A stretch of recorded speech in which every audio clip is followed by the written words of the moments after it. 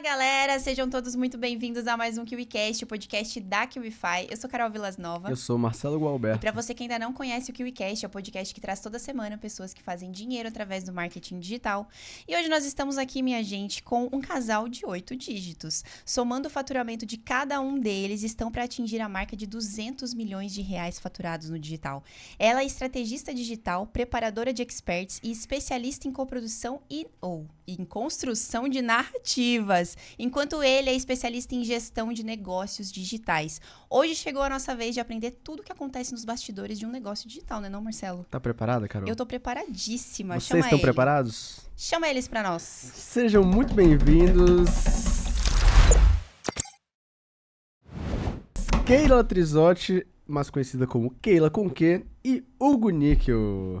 Maravilha, obrigado. Prazer estar aqui com vocês. Tenho uma grande honra estar aqui e tenho certeza que vai ser maravilhoso o nosso papo hoje. Com certeza. Maravilha. Pessoal, muito obrigada pelo convite. Tô feliz de estar aqui, galera. Simbora. E olha, pra galera conhecer um pouco mais de vocês, conta pra gente de onde é que vocês vieram, o que é que vocês faziam antes do digital e como é que vocês conheceram esse mercado. Começa você, amor. Primeiras damas, vai. História longa. Ele é muito gentil. Eu comecei no mercado de digital muito antes de trabalhar com infoproduto, né? Eu comecei com marketing. Eu empreendi, né, em 2014. Eu montei um negócio físico e em 2017 eu estava com uma bela de uma dívida de 209 mil reais. Porque eu tinha negligenciado a principal coisa de um negócio, que é marketing. Gestão, então, nem se fala, né?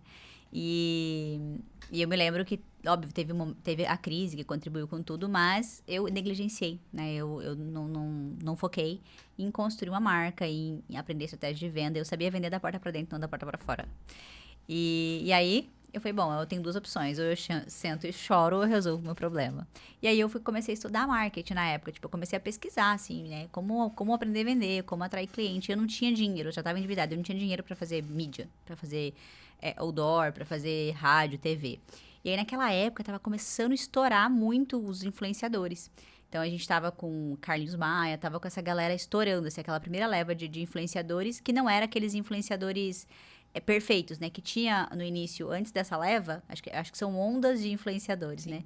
E aí, depois daquela onda de influenciadores inspiracional, veio aqueles influenciadores que falavam com a galera, né? E eu comecei a olhar muito pra isso, assim. Eu falei, nossa, tem alguma coisa aqui. E comecei, paralelamente, a estudar muito marketing. Sou da escola do Conrado Adolfo, inclusive Conrado, né? Foi um grande mentor pra mim. Comecei a estudar Conrado, Pedro Superti. Foram pessoas muito importantes na minha trajetória. E aí, eu comecei a entender marketing.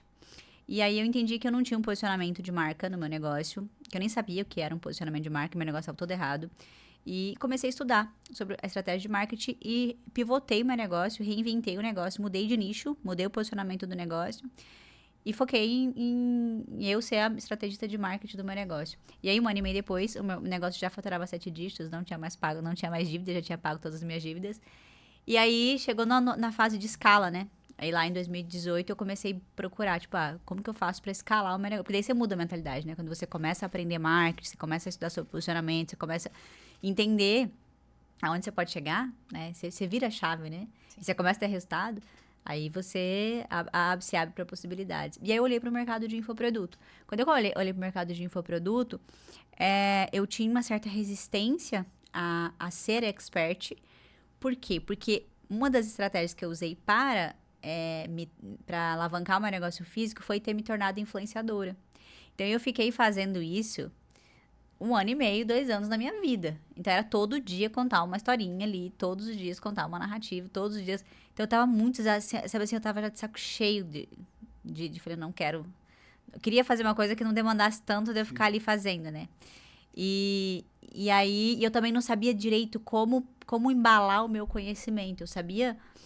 Eu acreditava que o que eu fiz não foi uma coisa, não foi uma fórmula. Foram uma série de coisas. Eu melhorei como líder, eu melhorei a gestão do meu negócio, eu melhorei o meu produto, principalmente, né? Eu pivotei, eu saí da área de moda feminina e fui para a área de estética. Então, eu trabalhava com prestação de serviço. Eu tenho, inclusive, um negócio físico até hoje. E o negócio se sustenta porque o produto é muito bom. Então, eu tive que criar metodologia. Mas eu não sabia, eu não acreditava que Eu consegui embalar o que eu sabia.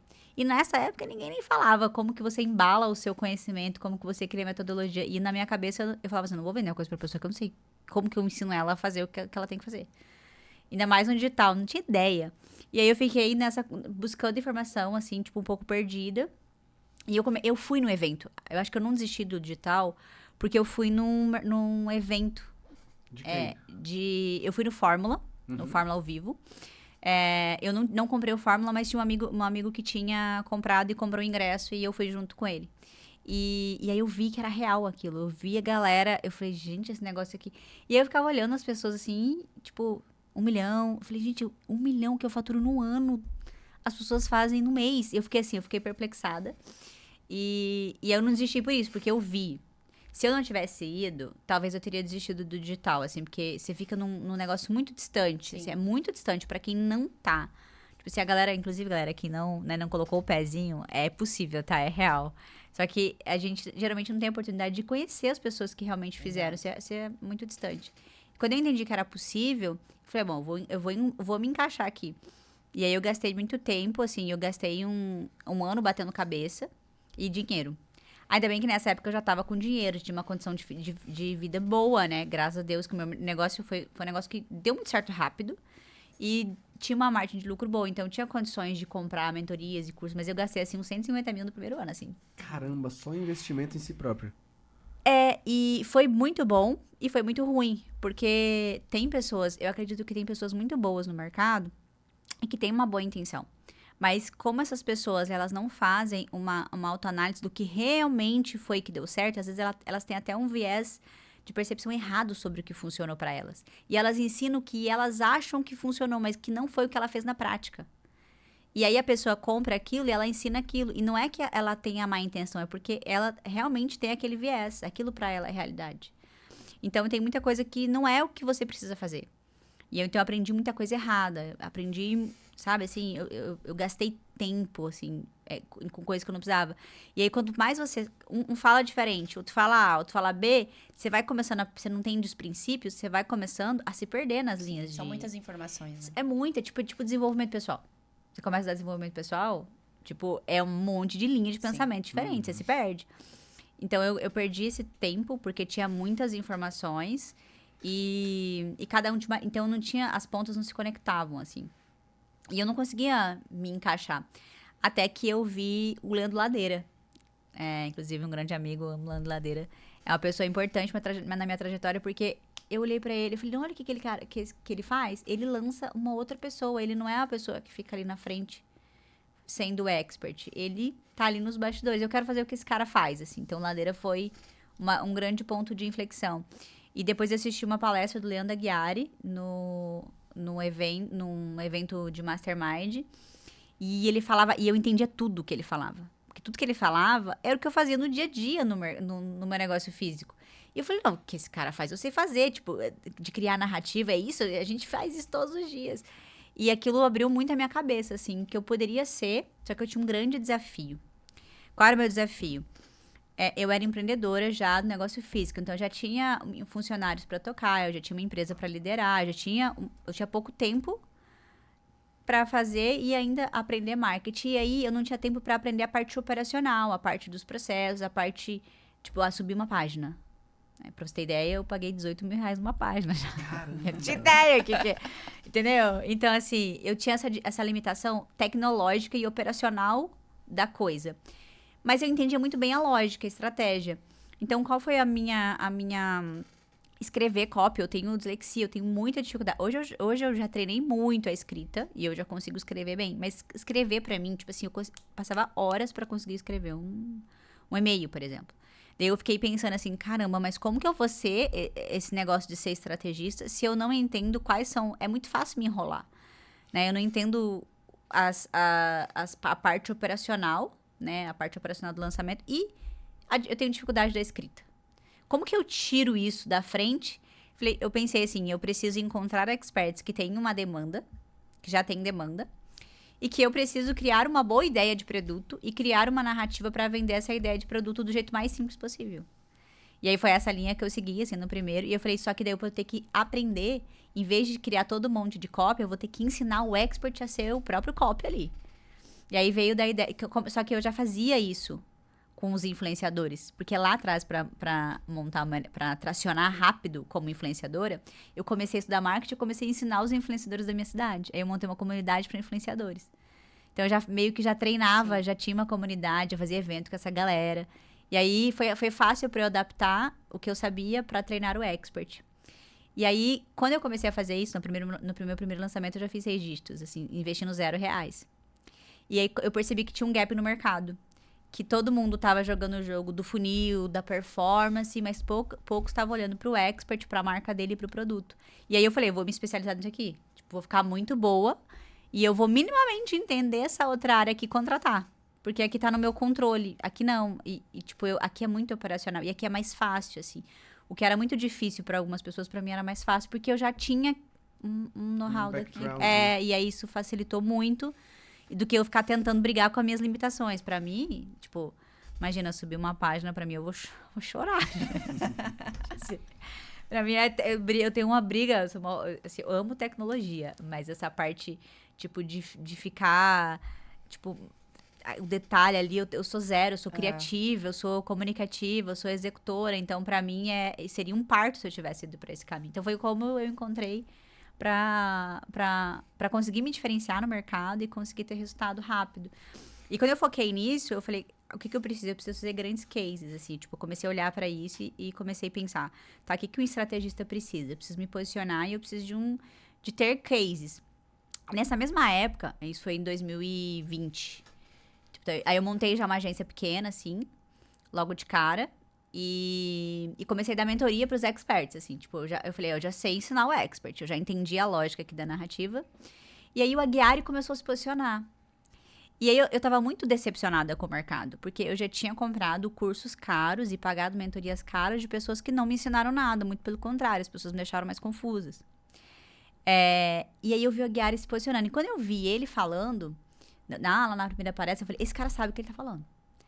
E quando eu vi ele falando e fez o primeiro evento dele, eu falei, esse cara é de verdade. Ele precisa falar pra mais gente. As pessoas precisam ver ele, assim, eu tinha isso na cabeça. E quando eu olhava pra ele, eu via que ele tava rompendo aquela barreira do enfrentamento, de se expor. Eu via que ele tava com aquela insegurança ali e ele precisava construir um posicionamento. Eu falei, eu sei fazer. Isso eu sei fazer. Eu falei, nossa, eu vou aprender muito se eu for ajudar ele com o que eu sei. Então, um vai ajudar o outro. Eu tinha isso na cabeça. E eu senti, assim, que eu queria ajudar ele, assim, que a gente ia poder crescer muito junto. E aí, eu comecei como... Eu falei, peguei, assisti o produto dele, redesenhei todo o produto dele, porque daí eu aprendi a criar método. Aí eu fiquei tão... com essa coisa de como eu embalo meu conhecimento e como que eu organizo, que eu aprendi como fazer método. Aí eu organizei, criei o método pra ele. Quando ele viu o conhecimento que era dele organizado, ele ficou doido. Ele falou assim, Mana, como que você pode me ajudar? Vamos ver como que você pode me ajudar. Daí nisso nasceu uma parceria. A gente ficou juntos quase 1 ano e meio, caminhando juntos. Eu saí em fevereiro de 2020. 21. De 2021. 22. Ano passado, não? Não, foi 21. Eu me perco nos anos. Ano passado. 2021. 2022, amor. Ano passado. Foi do ano passado. Também sou péssima com datas. No digital, as coisas acontecem muito rápido. Ano de Tipo assim. cachorro no digital. É ano de cachorro. Um ano digital é 10 anos de vida. Exatamente.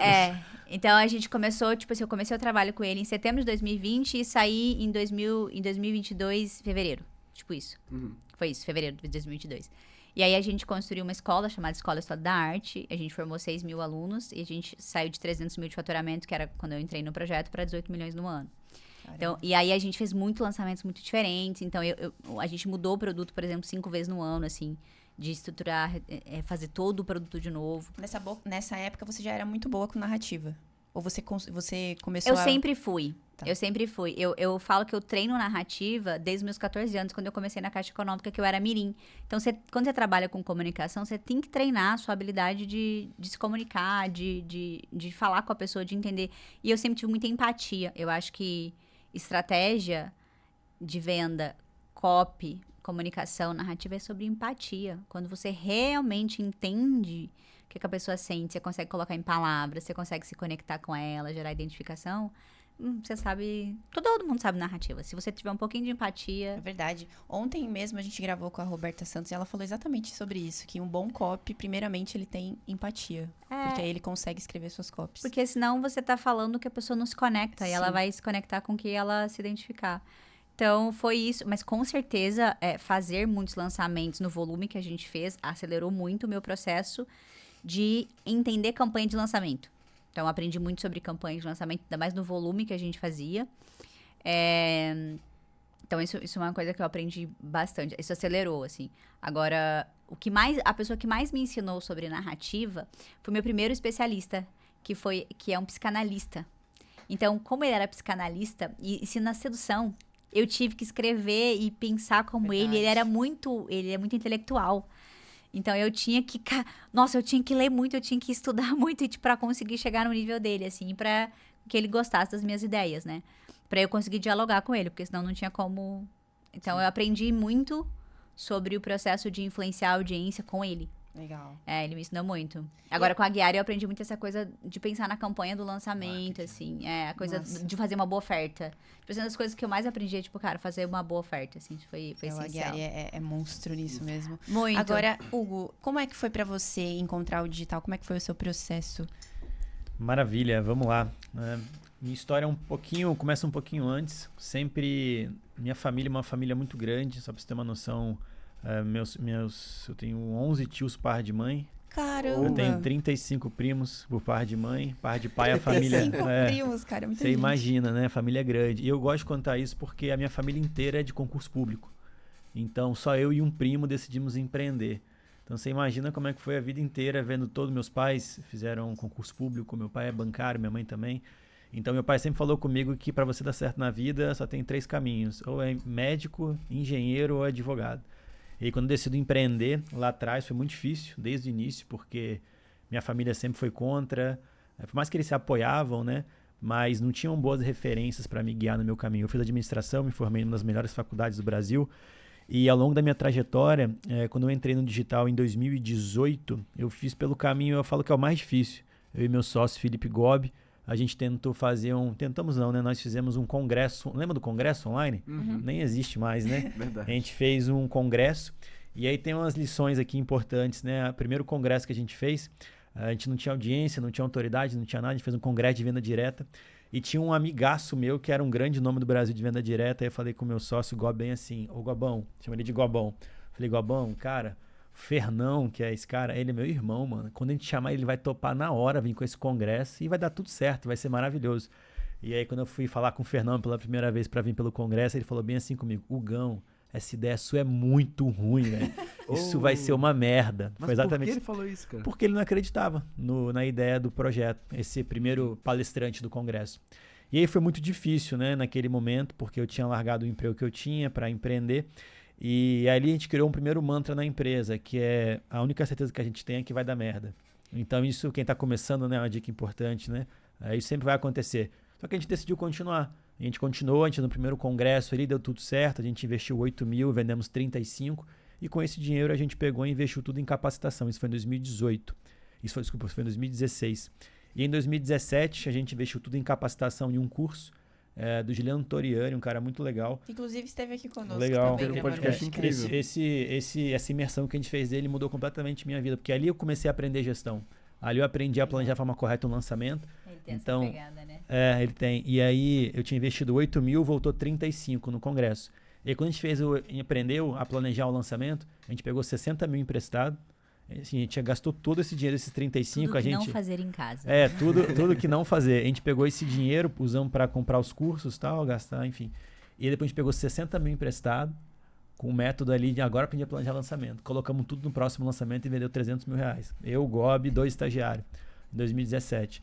E aí as coisas começaram a acontecer, então eu tive depois 2 anos ali, 2017 foi bom, 2018 foi ruim, não sabia escolher bem os projetos, e aí todos os projetos deram errado em 2018, todos.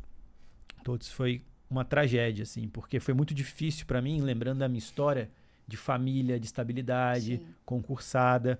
Então foi muito difícil esse momento de começar a dar certo em 2017, 2018, tudo deu errado. Todos os projetos acabaram, todos.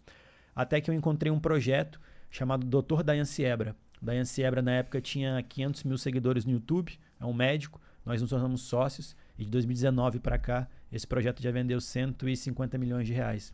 Caramba. Então, foi um início muito difícil, onde os projetos começaram a dar certo, depois todos deram errado, fiquei sem projeto praticamente. 2018 eu encontro esse projeto. Primeiro ano, 2019, a gente vendeu ali, foi de 700 mil. Estava começando o projeto para 7 milhões em 2019. Aí depois de 19 para 20, dobramos de 7 para 14. Depois de 14 para 40. Enfim, as coisas foram acontecendo. Eu gosto de contar essa história porque eu gosto de deixar claro, a gente teve um início realmente que foi muito difícil. E teve um ponto que eu gosto de destacar, que foi em 2020. Quando a gente veio crescendo e entramos no projeto, foi de 700 mil para 7 milhões no primeiro ano. Quando a gente olha para o segundo ano, que foi 2020, que veio a pandemia, eu lembro que a gente planejou dobrar de novo a empresa, dobrar de 7 para 14, mas a gente tomou o nosso primeiro grande prejuízo na pandemia. A gente entrou no lançamento que a gente nunca tinha feito, a gente botou $500 mil naquele lançamento, e a abertura do carrinho foi o lockdown nacional, ali em março. Abriu o carrinho, $500 mil investido, acho que vendeu 30 mil no dia. Foi um desespero generalizado. E assim, posição fetal, sofrimento, porque foi o primeiro grande prejuízo, né? E lockdown, o que vai ser feito agora?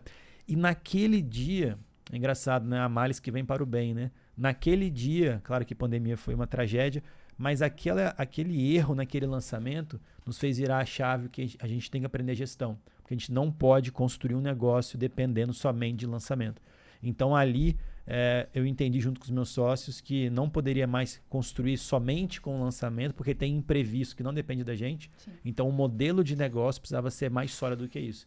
Então dali em diante a gente começou de fato a colocar perpétuo, time comercial, a construir um negócio, não só uma empresa. Porque eu sempre lembrava lá da minha história, tipo assim, mano, os meus pais, eu sempre foram muito estáveis, então eu sempre tive a dificuldade para empreender, eu sempre tive a dificuldade de acelerar, porque as minhas raízes são raízes muito fortes de estabilidade, medo, né? segurança, medo. Uma vez eu quebrei, em 2013 eu tive um outro negócio e eu quebrei.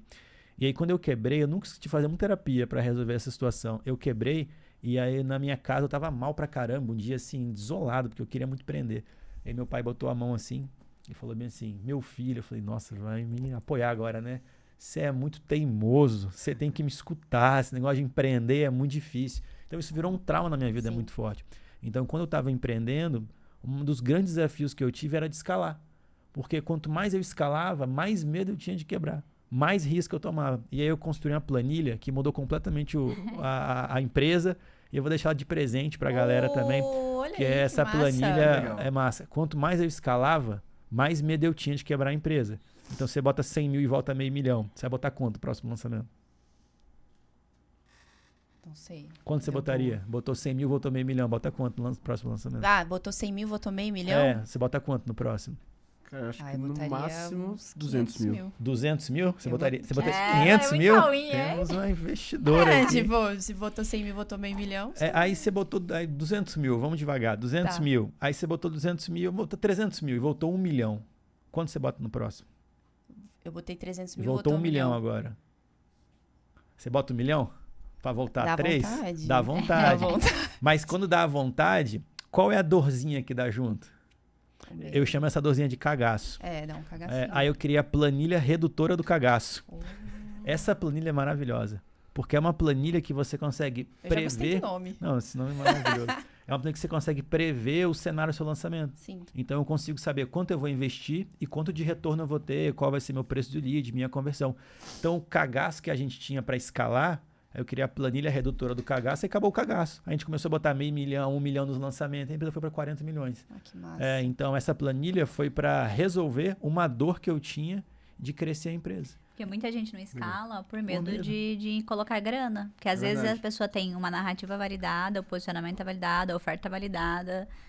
O expert já tá performando bem ali, ele já sabe jogar o jogo. E o que tá faltando? Tá faltando mais pessoas, mais tráfego, mais dinheiro. Às vezes é isso. E querendo ou não, é uma atividade, é uma ação agressiva, né? Quando você vai colocar mais granas, dá um cagaço mesmo. Você precisa ter muito os dados ali, muito claramente, para você analisar se vale a pena ou não.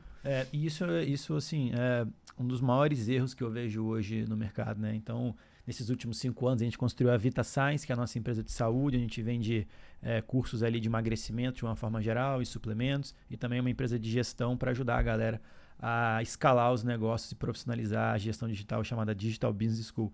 E quando a gente analisa a galera, um dos grandes erros é porque eles têm medo de escalar. Você vê ali boas copies, validado, conversão, repetindo o lançamento com o mesmo tráfego. Você fala, pô, por que você não bota o dobro? Por que você não está botando 100, por que você não bota 200, 300? É medo. Dá um medo também dessa galera também de quebrar, né? Às vezes essa galera nunca teve a experiência de falir. Sim. E aí tem o cagaço também de tanto de escalar, quanto vou escalar, vou quebrar, e aí? Às vezes tem um background também muito conservador, muito tradicional. Ou a pessoa, ela gasta todo o dinheiro, né? Exato. E a galera do digital, acho que... É profissional nisso. A galera tem um lifestyle que, meu Deus, eu fico olhando assim, falo, mano, será que essa pessoa tem tudo isso de... Não é possível, a conta não fecha, entendeu? Tá pagando como? Tá pagando? Daí chega... Aí a pessoa fica sempre no risco, ela fica ganhando muito dinheiro em quantidades grandes e aí ela vai gastando todo aquele monte de dinheiro. E daí Vocês também... já querem arrumar uma polêmica aqui já, né? A galera gosta de uma polêmica. A galera gosta. Inclusive, falando em polêmica... Não, brincadeira. Mas uma coisa que vem na minha cabeça é que a gente tá batendo papo com 2 estrategistas. Então são pessoas que têm conhecimentos relativamente similares, né? Pessoas que têm um conhecimento ali do como é que funcionam os bastidores do digital. Então, dentro de um lançamento, vocês já tiveram divergências de ideias? Por exemplo, eu acho melhor ir por esse caminho, eu acho melhor ir para outro. E se sim, como é que funciona para lidar com isso? Porque vocês têm projetos juntos também, não é? Então agora a gente tá começando esse projeto junto agora e eu também meto o bedelho em tudo que ele faz. E ele mete o bedelho em tudo que eu faço. Porque que a gente se conheceu numa fase em que eu tava ainda na escola Estado da Arte, a gente tinha era sócia da escola. E chegou um momento que o Aguiari tava no momento de ir pra Equity. E eu tava no momento de... Caramba, eu acabei de começar como estrategista, né? Já fiz poucos projetos, eu quero mais experiência eu quero mais pista, eu quero pegar mais projetos e a escola precisava de uma pessoa mais de nível gestão, que era o próximo nível. Eu até comecei a estudar sobre isso, mas vi que não era o que eu queria, porque eu sou do marketing, eu gosto de marketing mudou minha vida. Então eu sou a pessoa que falo, todo mundo tem que saber marketing. Por quê? Porque marketing mudou minha vida, me tirou do buraco. Então, assim, eu queria mais pista, né, para marketing. E o Aguiari, a escola e o Aguiari precisava de uma outra pessoa naquele momento. Então, a gente decidiu de ir cada um para um lado nesse momento. Só que eu já tinha dado uma estudada sobre gestão. E foi aí que a gente se encontrou no evento.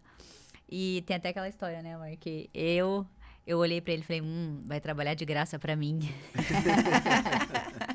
E ele olhou para mim e falou, estrategista, preciso disso agora. Na época, eu tava pegando um novo projeto. E aí eu queria uma estrategista muito boa. E já conhecia o Aguiari. E o Aguiari, para mim, sempre foi uma grande referência em narrativa e lançamentos, né? E aí eu não conhecia a Keila. E aí eu descobri que a Keila estava por trás, organizando, fazendo tudo acontecer. E que, enfim, que ela era muito boa. E aí eu falei, nossa senhora, então ela é uma das melhores estrategistas do Brasil. Aí eu tentei contratar ela para esse projeto que a gente entrou. E aí eu sacaneio ela, né? Porque eu queria pagar um salário para ela trabalhar, hoje trabalha de graça por amor, então... Trabalha de graça. Ou seja, por amor. fez um péssimo negócio. Ela sacaneia que eu virei o estagiário dela, então eu vou lançar aqui o estagiário mais bem pago do Brasil. Quem quiser um curso de estagiário aí. E a gente diverge muito, eu e ele, principalmente porque muito. eu sou... eu aprendi a fazer grandes lançamentos com a Aguiari. E eu, inclusive, quis... eu ganhava muito mais, por exemplo, quando eu fui abrir mão das minhas coisas pra gente construir junto. Mas por quê? Porque eu tinha muita sede de crescimento e de aprendizado. Eu jogo muito jogo de aprender. Pra mim, o grana e crescimento, elas precisam caminhar juntos. Se eu estiver ganhando muita grana, mas não estiver crescendo, pra mim perde a interesse, Sim, assim. sentido. O sentido. Assim, como se você tá só crescendo, mas também você não tá ganhando dinheiro, esquece, né? Ninguém trabalha de graça. E aí, eu vim da escola mais do feeling, de olhar o lançamento, de sentir e de percepção. Então, eu treinei muito a minha percepção. E o Hugo é o da planilha. Métrica. E teve um lançamento Você tem um de feeling aí, que ele, vou nem falar que ele o falou termo assim, aqui pra mim. que a gente tava É quase começando. macumba. Aí a gente tava começando. E aí ele falou assim, ele começou a me fazer umas perguntas e começou a me colocar medo. E aí eu quase desisti do lançamento. Porque você não tinha as É informações. porque ele começou a me fazer umas perguntas que eu Ah. falei assim, sei lá como que eu fiz. Pergunta básica. E daí básica. aí eu, tipo assim, ia na minha cabeça, não, esse lançamento vai dar, tipo assim, na minha cabeça ia dar, tipo, múltiplos 7 dígitos. E aí ele me colocou muito medo, assim. E daí, aí deu o lançamento, deu muito bom. Eu tinha certeza que ia dar bom. E aí, depois daquele momento, aí eu comecei a escutar menos ele. E aí a gente começou a ficar muito um puxando pro lado, assim. Tipo, eu ia muito pro meu lado e ele ia muito pro lado dele, assim. E aí, depois de um tempo, demorou um tempo, assim, pra gente entender, eu entender o que faltava em mim, que ele me complementava. E ele passou um tempo pra entender que ele precisava também dessa coisa mais disruptiva, mais criativa, que até ele Um tem. equilíbrio, né? Mas que ele tinha até racionalizado muito pelo fato de ter essa cultura, né? E daí a gente começou a aprender a trabalhar junto, assim. E Mas como é que era vocês difícil. dividiram essas atividades? Porque é complementar, dá pra ver Muito. que o Hugo é das planilhas, a Keila é mais da criação, do marketing, mas como é que vocês dividiram isso pra trabalhar juntos? Tipo assim, olha, você vai cuidar da gestão de processos e pessoas, e eu não vou meter o bedelho, e eu vou cuidar da criação do produto em si. Como é que foi isso? Porque, assim, ó, a minha especialidade é muito clara, assim. Eu sou muito boa em posicionamento de marca, lidar com expert de produto e estratégia de narrativa e pensar na comunicação do lançamento. O que os meninos são muito bons? Eles são muito bons em colocar o lançamento pra rodar, garantir que aquela operação seja, tipo, perfeita, lisa, sem problemas e olhar o planejamento como um todo, assim, sabe? Então, isso eu não vou nem discutir. Eu sei que eu sou baby nisso, entendeu? Eu não vou discutir. Então, o Hugo tem uma visão mais de negócio, então eu não vou discutir isso com ele. Então, assim, a gente tem claro, e ele aprende muito comigo, e eu aprendo com ele. E eu sei que, às vezes, por exemplo, pra trocar eu tô aprendendo cada vez mais ensinando ele como eu penso e treinando ele. Daqui a pouco, eu tenho uma pessoa que tá no meu nível de narrativa, trabalhando junto. Legal. Só que a gente vai trocando e é um processo, né? Às vezes a gente acha que a gente vai fundir o negócio e faz muito sentido a gente fundir, né? Por quê? Porque a gente é casal, tipo assim, o dinheiro fica dentro de casa, né? Sim. Do que eu ficar pegando pessoas pra fora e a gente pode construir junto um negócio dentro de casa. Mas existe um processo de adaptação. Que se a gente não entende que é um processo, se você vai fazer uma fusão com uma empresa, você vai ter muito choque cultural. E se a gente acha que só porque a gente é casal vai dar tudo certo no início, a gente tem uma grande frustração. Até dando um passo antes sobre a parte de feeling, até brinquei, né, sobre isso, porque quando a empresa vai crescendo naturalmente, não dá para tomar tanta decisão com base no feeling, né? Meu feeling apita muitas vezes, eu sigo muito meu feeling, mas um grande erro assim na galera do digital é a falta de métricas e dados para tomar decisão. Fica muito fácil você cometer um erro. Quando eu olho o nosso histórico, a gente fez muito lançamento que deu certo, mas muito lançamento que deu errado também, falando de lançamentos, né? E aí você sempre tem uma pitadinha de feeling, mas cada vez mais a gente deixa o feeling para a parte de narrativa mesmo, na parte mais de criação, não para tomada de decisão. Talvez pode ficar um pouco vago falar um pouco sobre isso, mas isso muda muito o jogo, desde ser da pessoa fazer bons debriefings, organizar as métricas básicas dos lançamentos. Fica muito mais fácil você tomar decisões certas ali na frente, tendo referências. Quem está escutando aqui agora, o mais importante é você ter referência para a tomada de decisão. Sem referência, que são os critérios. Sem referência, você escuta, às vezes, muitas histórias que deram certo. Mas e um monte de história que deu errado, de gente que quebrou, que foi atrás do feeling, sabe? E então tem que tomar muito cuidado com isso, porque quanto mais a empresa cresce, mais recurso você tem que colocar. Time, investimento. E eu brinco sobre o feeling, porque imagina um funcionário seu tomando decisão no feeling. Você tem os dados apontando o caminho, é um piloto de avião ali com os indicadores apontando que tem uma tempestade, e ele fala, não tem, meu feeling diz que não. Mas tá lá o indicador apontando. Então tem que tomar muito cuidado com isso e deixar o feeling mesmo para a parte mais de criação, de narrativa, que eu acredito. Esse era um bom insight. Inclusive, perdão, Keila, pode seguir. Eu esqueci. Então já vou puxar de cá. Poxa. Inclusive, falando nessa questão de feeling, um pouco de métrica também, vamos supor, a gente vai falar sobre lançamento hoje, que eu tenho certeza que é o que a galera quer aprender com vocês, mas antes de falar sobre lançamento, vamos falar um pouco sobre negócio digital. Vamos supor que vocês vão pegar um novo projeto. de um expert, que tem ali a organização dele para vocês tocarem os próximos passos desse negócio. Mas antes de dar qualquer passo, acho que o primeiro passo é você dar um passo para trás, fazer um diagnóstico desse negócio e entender em que passo ele tá. Então, como é que vocês fazem um diagnóstico estratégico de um negócio digital antes de, por exemplo, lançar um produto ou fazer um lançamento? Tá, vamos fazer um passo antes, então? A pergunta é Por favor. maravilhosa. Eu acho que antes de você fazer um diagnóstico do negócio, você tem que olhar pra ver se é um bom negócio. Tipo assim, por exemplo, o que eu vejo as pessoas errarem muito é na curadoria do expert. Eu vejo muito estrategista que não deslanchou e não ganha dinheiro por 2 motivos. Um, porque eles não conseguem se posicionar.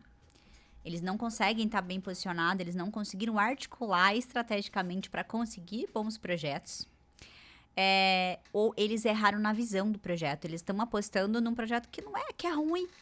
E as pessoas não têm o critério para ver se o projeto é bom, se o expert é bom. Então, tem alguns critérios que você tem que avaliar se aquele projeto é bom ou não.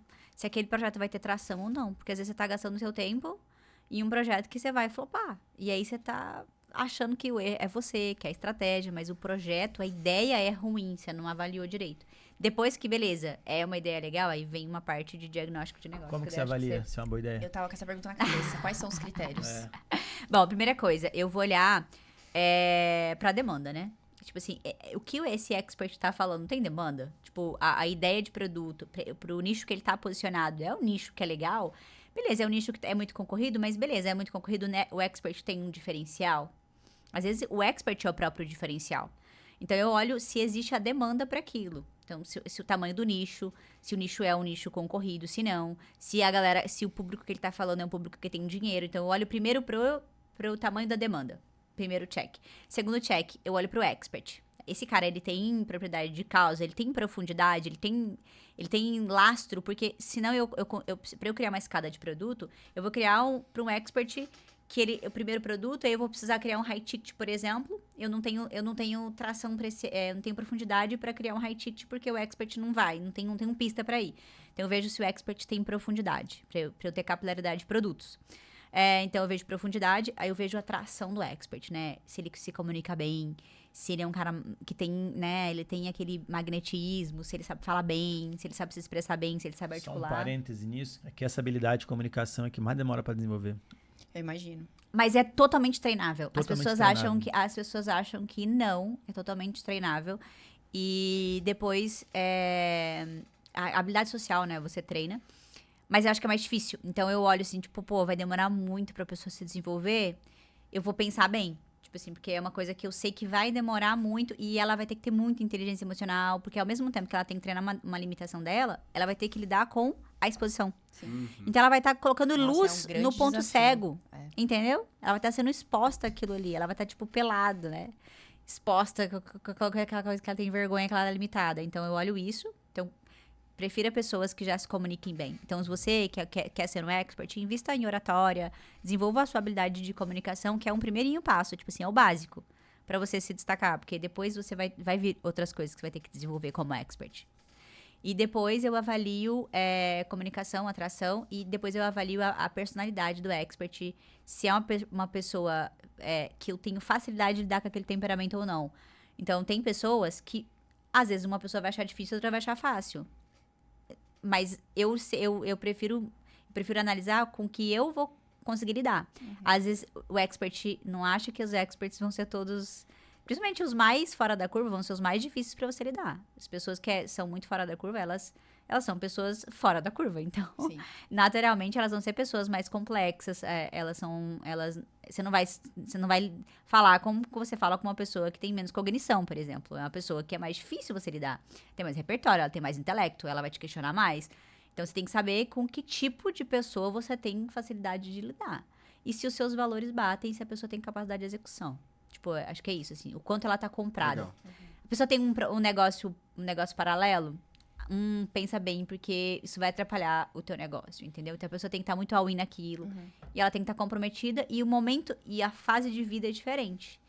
Então, se eu tô numa fase de relacionamento, se eu tô numa fase de vida que eu tô mais pra descansar na minha empresa, eu tô mais tranquilo, tô numa outra fase de vida de empresa, e ele tá numa fase de vida de acelerar, a gente vai ficar conflitando. Porque a hora que ele começa a trabalhar, eu vou começar a encher o saco dele.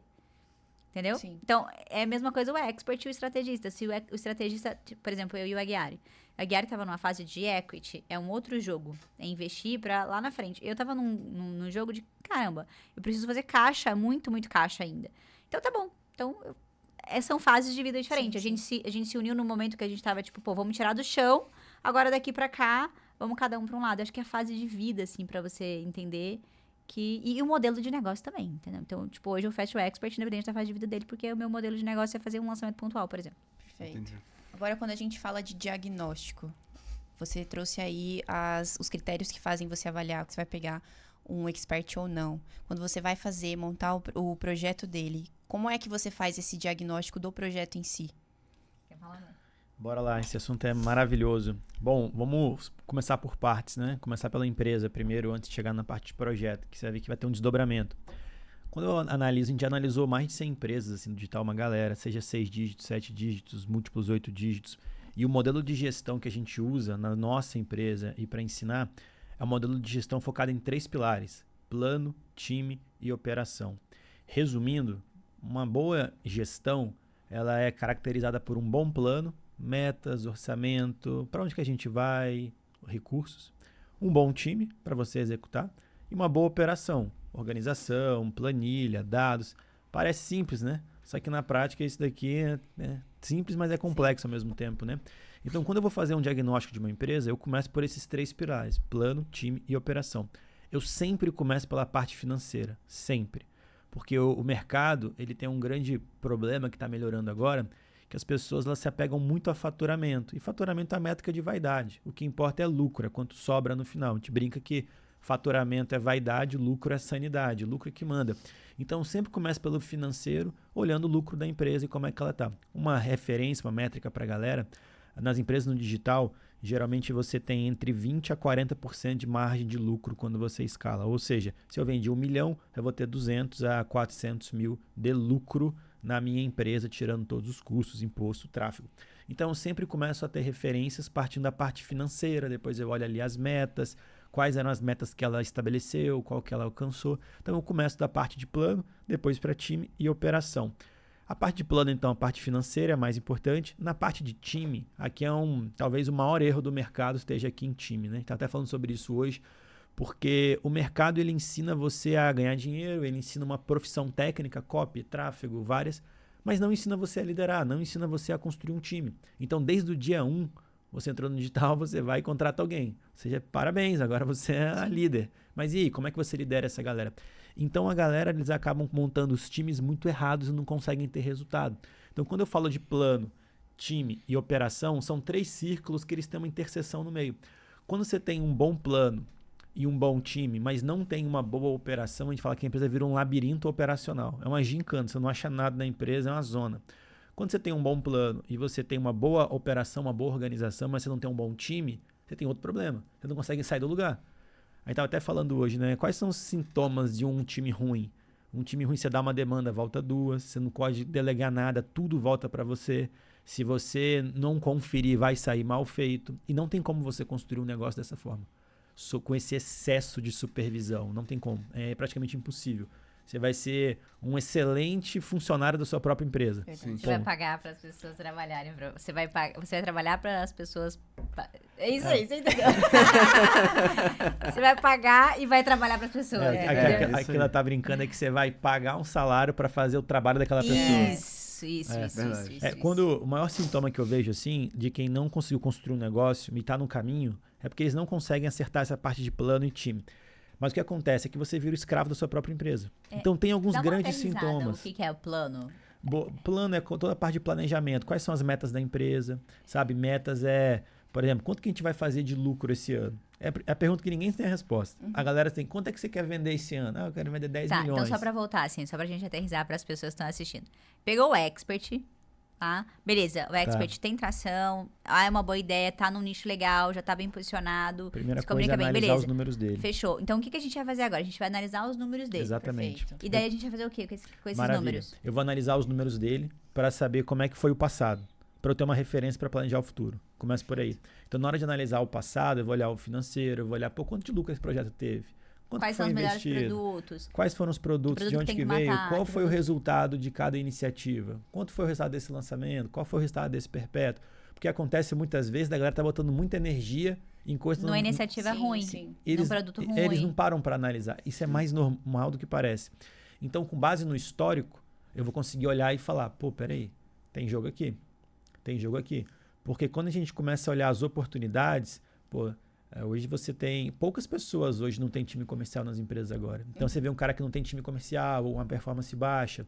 Então, eu sempre analiso, analisar o histórico, para entender o que está indo bem e o que está indo mal. Depois as possibilidades, as oportunidades. Depois as possibilidades, as oportunidades. E aí eu trago para esse meu modelo, que é plano, time e E operação. aí, imagina você como estrategista, que as pessoas que querem ser estrategistas, imagina você de pegar um expert dentro de coisa e apresentar um plano para ele de crescimento, do que você vai fazer. Você passa outro nível de... Verdade. Você passa outro nível de profissionalismo. O cara fala, cara, eu já tenho um plano. A gente já fica com a mesma sensação que o Aguiar ficou quando você organizou. Quando eu falei, é isso aqui, ó. É isso Sim. aqui é isso aqui que é o seu produto, isso aqui que dá pra fazer. Porque daí a pessoa visualiza aquilo, que às vezes ela tava olhando pro negócio, ele nem tava vendo as possibilidades. E, por exemplo, o que é um bom plano? Um bom plano é você abrir, por exemplo, o que você tem que ter num bom plano? De forma bem rápida, assim, é bem fácil falar disso. Um bom plano, você tem que ter ali quais são as metas, falar de lucro, não de faturamento. Porque quando você fala de lucro, não de faturamento, você já passa mais credibilidade. Você fala assim, a gente fala quanto que vai sobrar, não quanto que a gente vai vender, é diferente. Então, quanto que a gente quer lucrar no ano?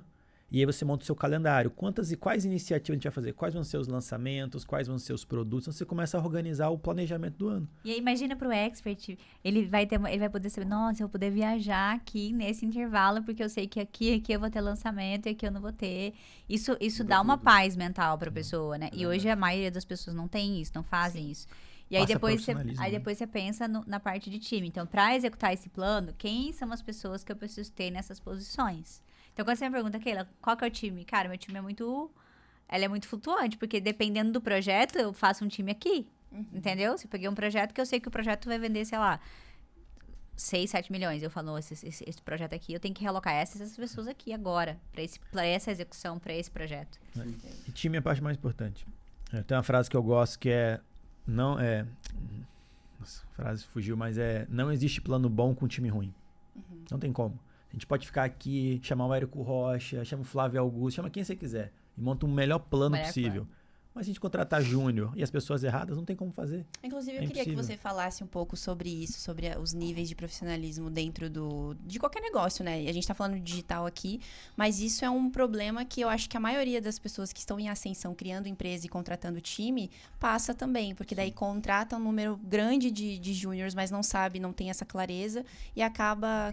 não resolve em nada. Maravilha. Em 2019, quando eu escalei a empresa, quando nós escalamos a empresa, né, de 700 mil para 7 milhões em um ano, a gente achava que a gente tinha uma pegada muito forte de custo.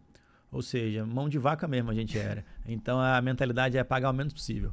E para isso, a gente contratava só a gente pagando R$1.000, R$2.000. A gente contratou 30 pessoas pagando R$1.000, R$2.000 para cada um. Era um time de júnior só. E assim, a gente fez um resultado legal, fizendo 7 milhões no ano, mas custou muito caro para a gente, em termos de sanidade e esforço. Tudo que a gente demandava voltava ruim.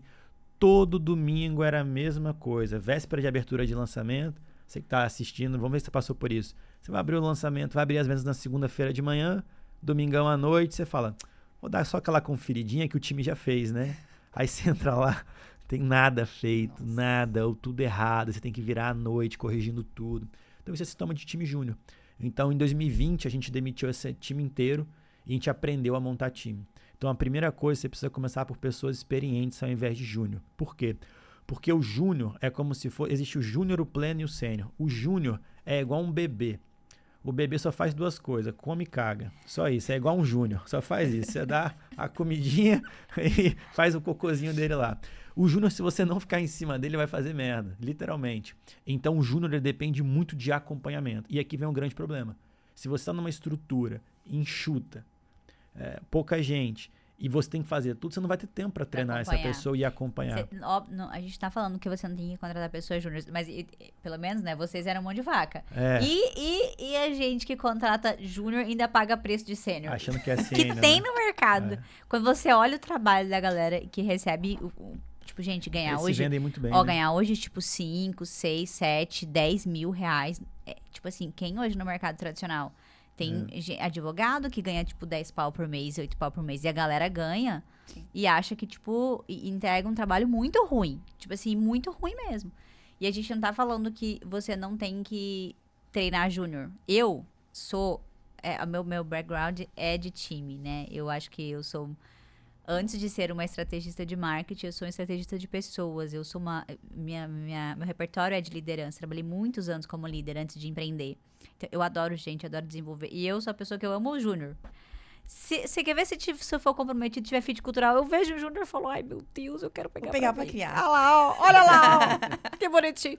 Por quê? É porque eu gosto, eu tenho a skill de desenvolver gente, eu gosto. Só que você tem que entender que é fases da empresa. Se você vai estar numa fase que você tem tempo, que você tem um programa lá, ó, você tem uma que vai treinar o outro, que aquilo não vai te demandar tempo, é ótimo. Porque você vai dar uma oportunidade pra pessoa se desenvolver com o teu fit cultural, você forma ela do teu jeito. E depois ela vai te render muitos frutos ali na frente, e você cria uma cultura. É diferente você pegar alguém que já vem com aquele viciozinho ali, você vai ter que reeducar ela, né? Só que você tem que entender que é fase. Às vezes você precisa de velocidade, você precisa de alguém que já fez aquilo. Exato. Entendeu? Agora, perdão, você... Não, eu só ia fazer uma brincadeira sobre time, que quem tá assistindo, né, comenta aqui quem já sofreu por isso, aquela vontade de demitir a empresa inteira. Esse é o maior sintoma. Nossa, teve 2, 3 anos ali que toda reunião minha de conselho, assim, com uns amigos que ajudavam, eu falava assim, nossa, mano, minha vontade hoje de demitir é só metade da empresa, né, todo mundo. Só metade. Então isso é sintoma de montar time errado, sabe? E pra fechar essa parte, não tem problema contratar júnior.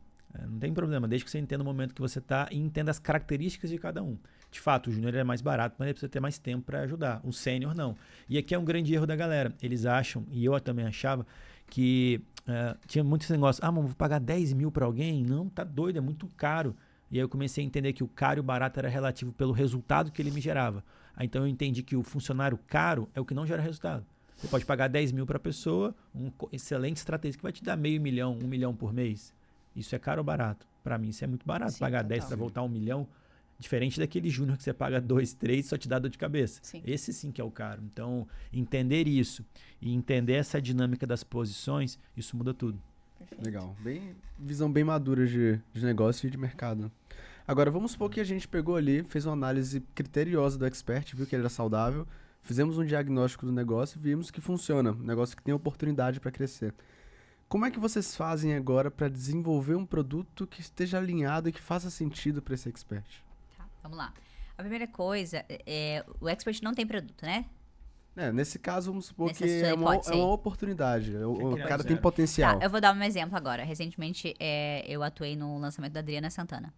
E ela fazia muito tempo que ela não tinha lançado, né? Ela tinha parado de lançar, tava um ano de bastidor, e ela queria criar um novo produto. E a gente não queria falar de marketing, a gente queria criar um produto de desenvolvimento pessoal. Então, como que eu pensei para criar esse produto?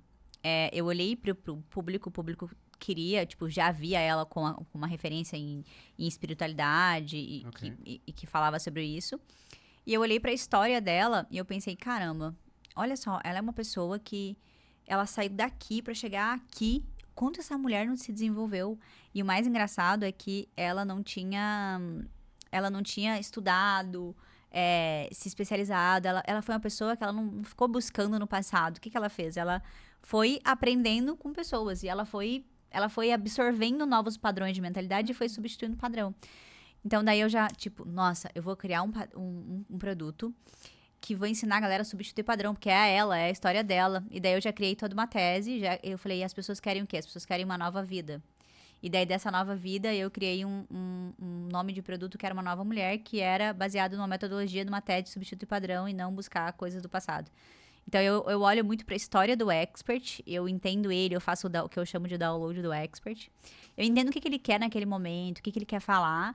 E eu faço esse match com o que o público precisa e que vai ter demanda, assim. Então, eu olho pro expert, que também não adianta você também querer enfiar um produto que o expert não quer, né? Exato.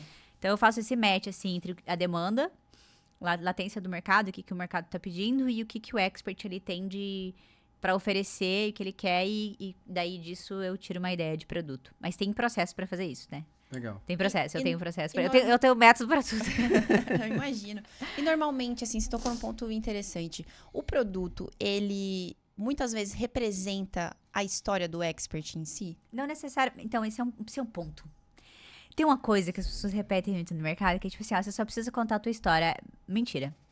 Mentira, sabe por quê? Porque se você ficar... Imagina que você fica contando toda hora a tua história, fica chato. Sim. Você tem que contar várias histórias. E você tem que contar a história de como aquela solução nasceu. Então, eu posso falar assim, do tipo... Olha, e a sua história não tem que ser uma ordem cronológica. De repente, você tava assim... De repente, hoje, comecei a ter esse problema aqui. Posso, amanhã, Keila, criar um produto amanhã de uma coisa que tem nada a ver com marketing. Falo, galera, eu tinha uma dificuldade muito grande com organização pessoal. Tipo, eu vim do mercado físico, então eu liderava a gente mais ali no corpo a corpo. Quando eu vim pro infoproduto, tive que liderar um time de alta performance online. Eu sofri demais. E eu não sabia me organizar, eu não conseguia colocar minha agenda. E eu começo a contar isso pras pessoas. E aí eu começo a contar essa história. E eu começo a criar o que eu chamo de metanarrativa, né? A metanarrativa é a ideia por trás da história que você tá contando. É a grande história por trás de todas as histórias que você tá contando ali no teu dia a dia. Então aí você começa a contar aquela história. Pronto, você acabou de gerar um desejo na audiência e criar um produto. Então, a tua história, ela não necessariamente ela tem que estar amarrada com a tua história de vida, do herói, não. Perfeito. E tem muito essa coisa romântica do mercado, né? Do tipo assim, tu tem que ter uma causa, um movimento. Eu acho que isso vai funcionar para uma parcela muito pequena de pessoas. Porque daí a gente tá falando... Eu penso muito na prática, no problema real, assim. A causa, o movimento, essa coisa da história, isso funciona, mas é para um número muito pequeno de pessoas. E tem público que você começa a falar de movimento com ele, de causa, ele fala, meu filho, me fala aí o que eu preciso, que eu quero resolver meu problema, entendeu? Depende do nível de consciência Depende também, né? do tipo do público, entende? Sim. Então, eu acredito que, o que você me perguntou, a sua história, ela é a história da solução. E aí você vai conectar com a tua história. Massa. Não necessariamente vai ser... Depende muito do problema que você vai resolver. Perfeito. Legal. Agora, pegando um gancho aí na lógica do assunto que a gente está trazendo, vocês fizeram um diagnóstico desse negócio, viram que está saudável o projeto do cara, criaram um produto baseado nesse processo que você trouxe. Como é que vocês estruturam agora um lançamento para esse produto do início ao fim?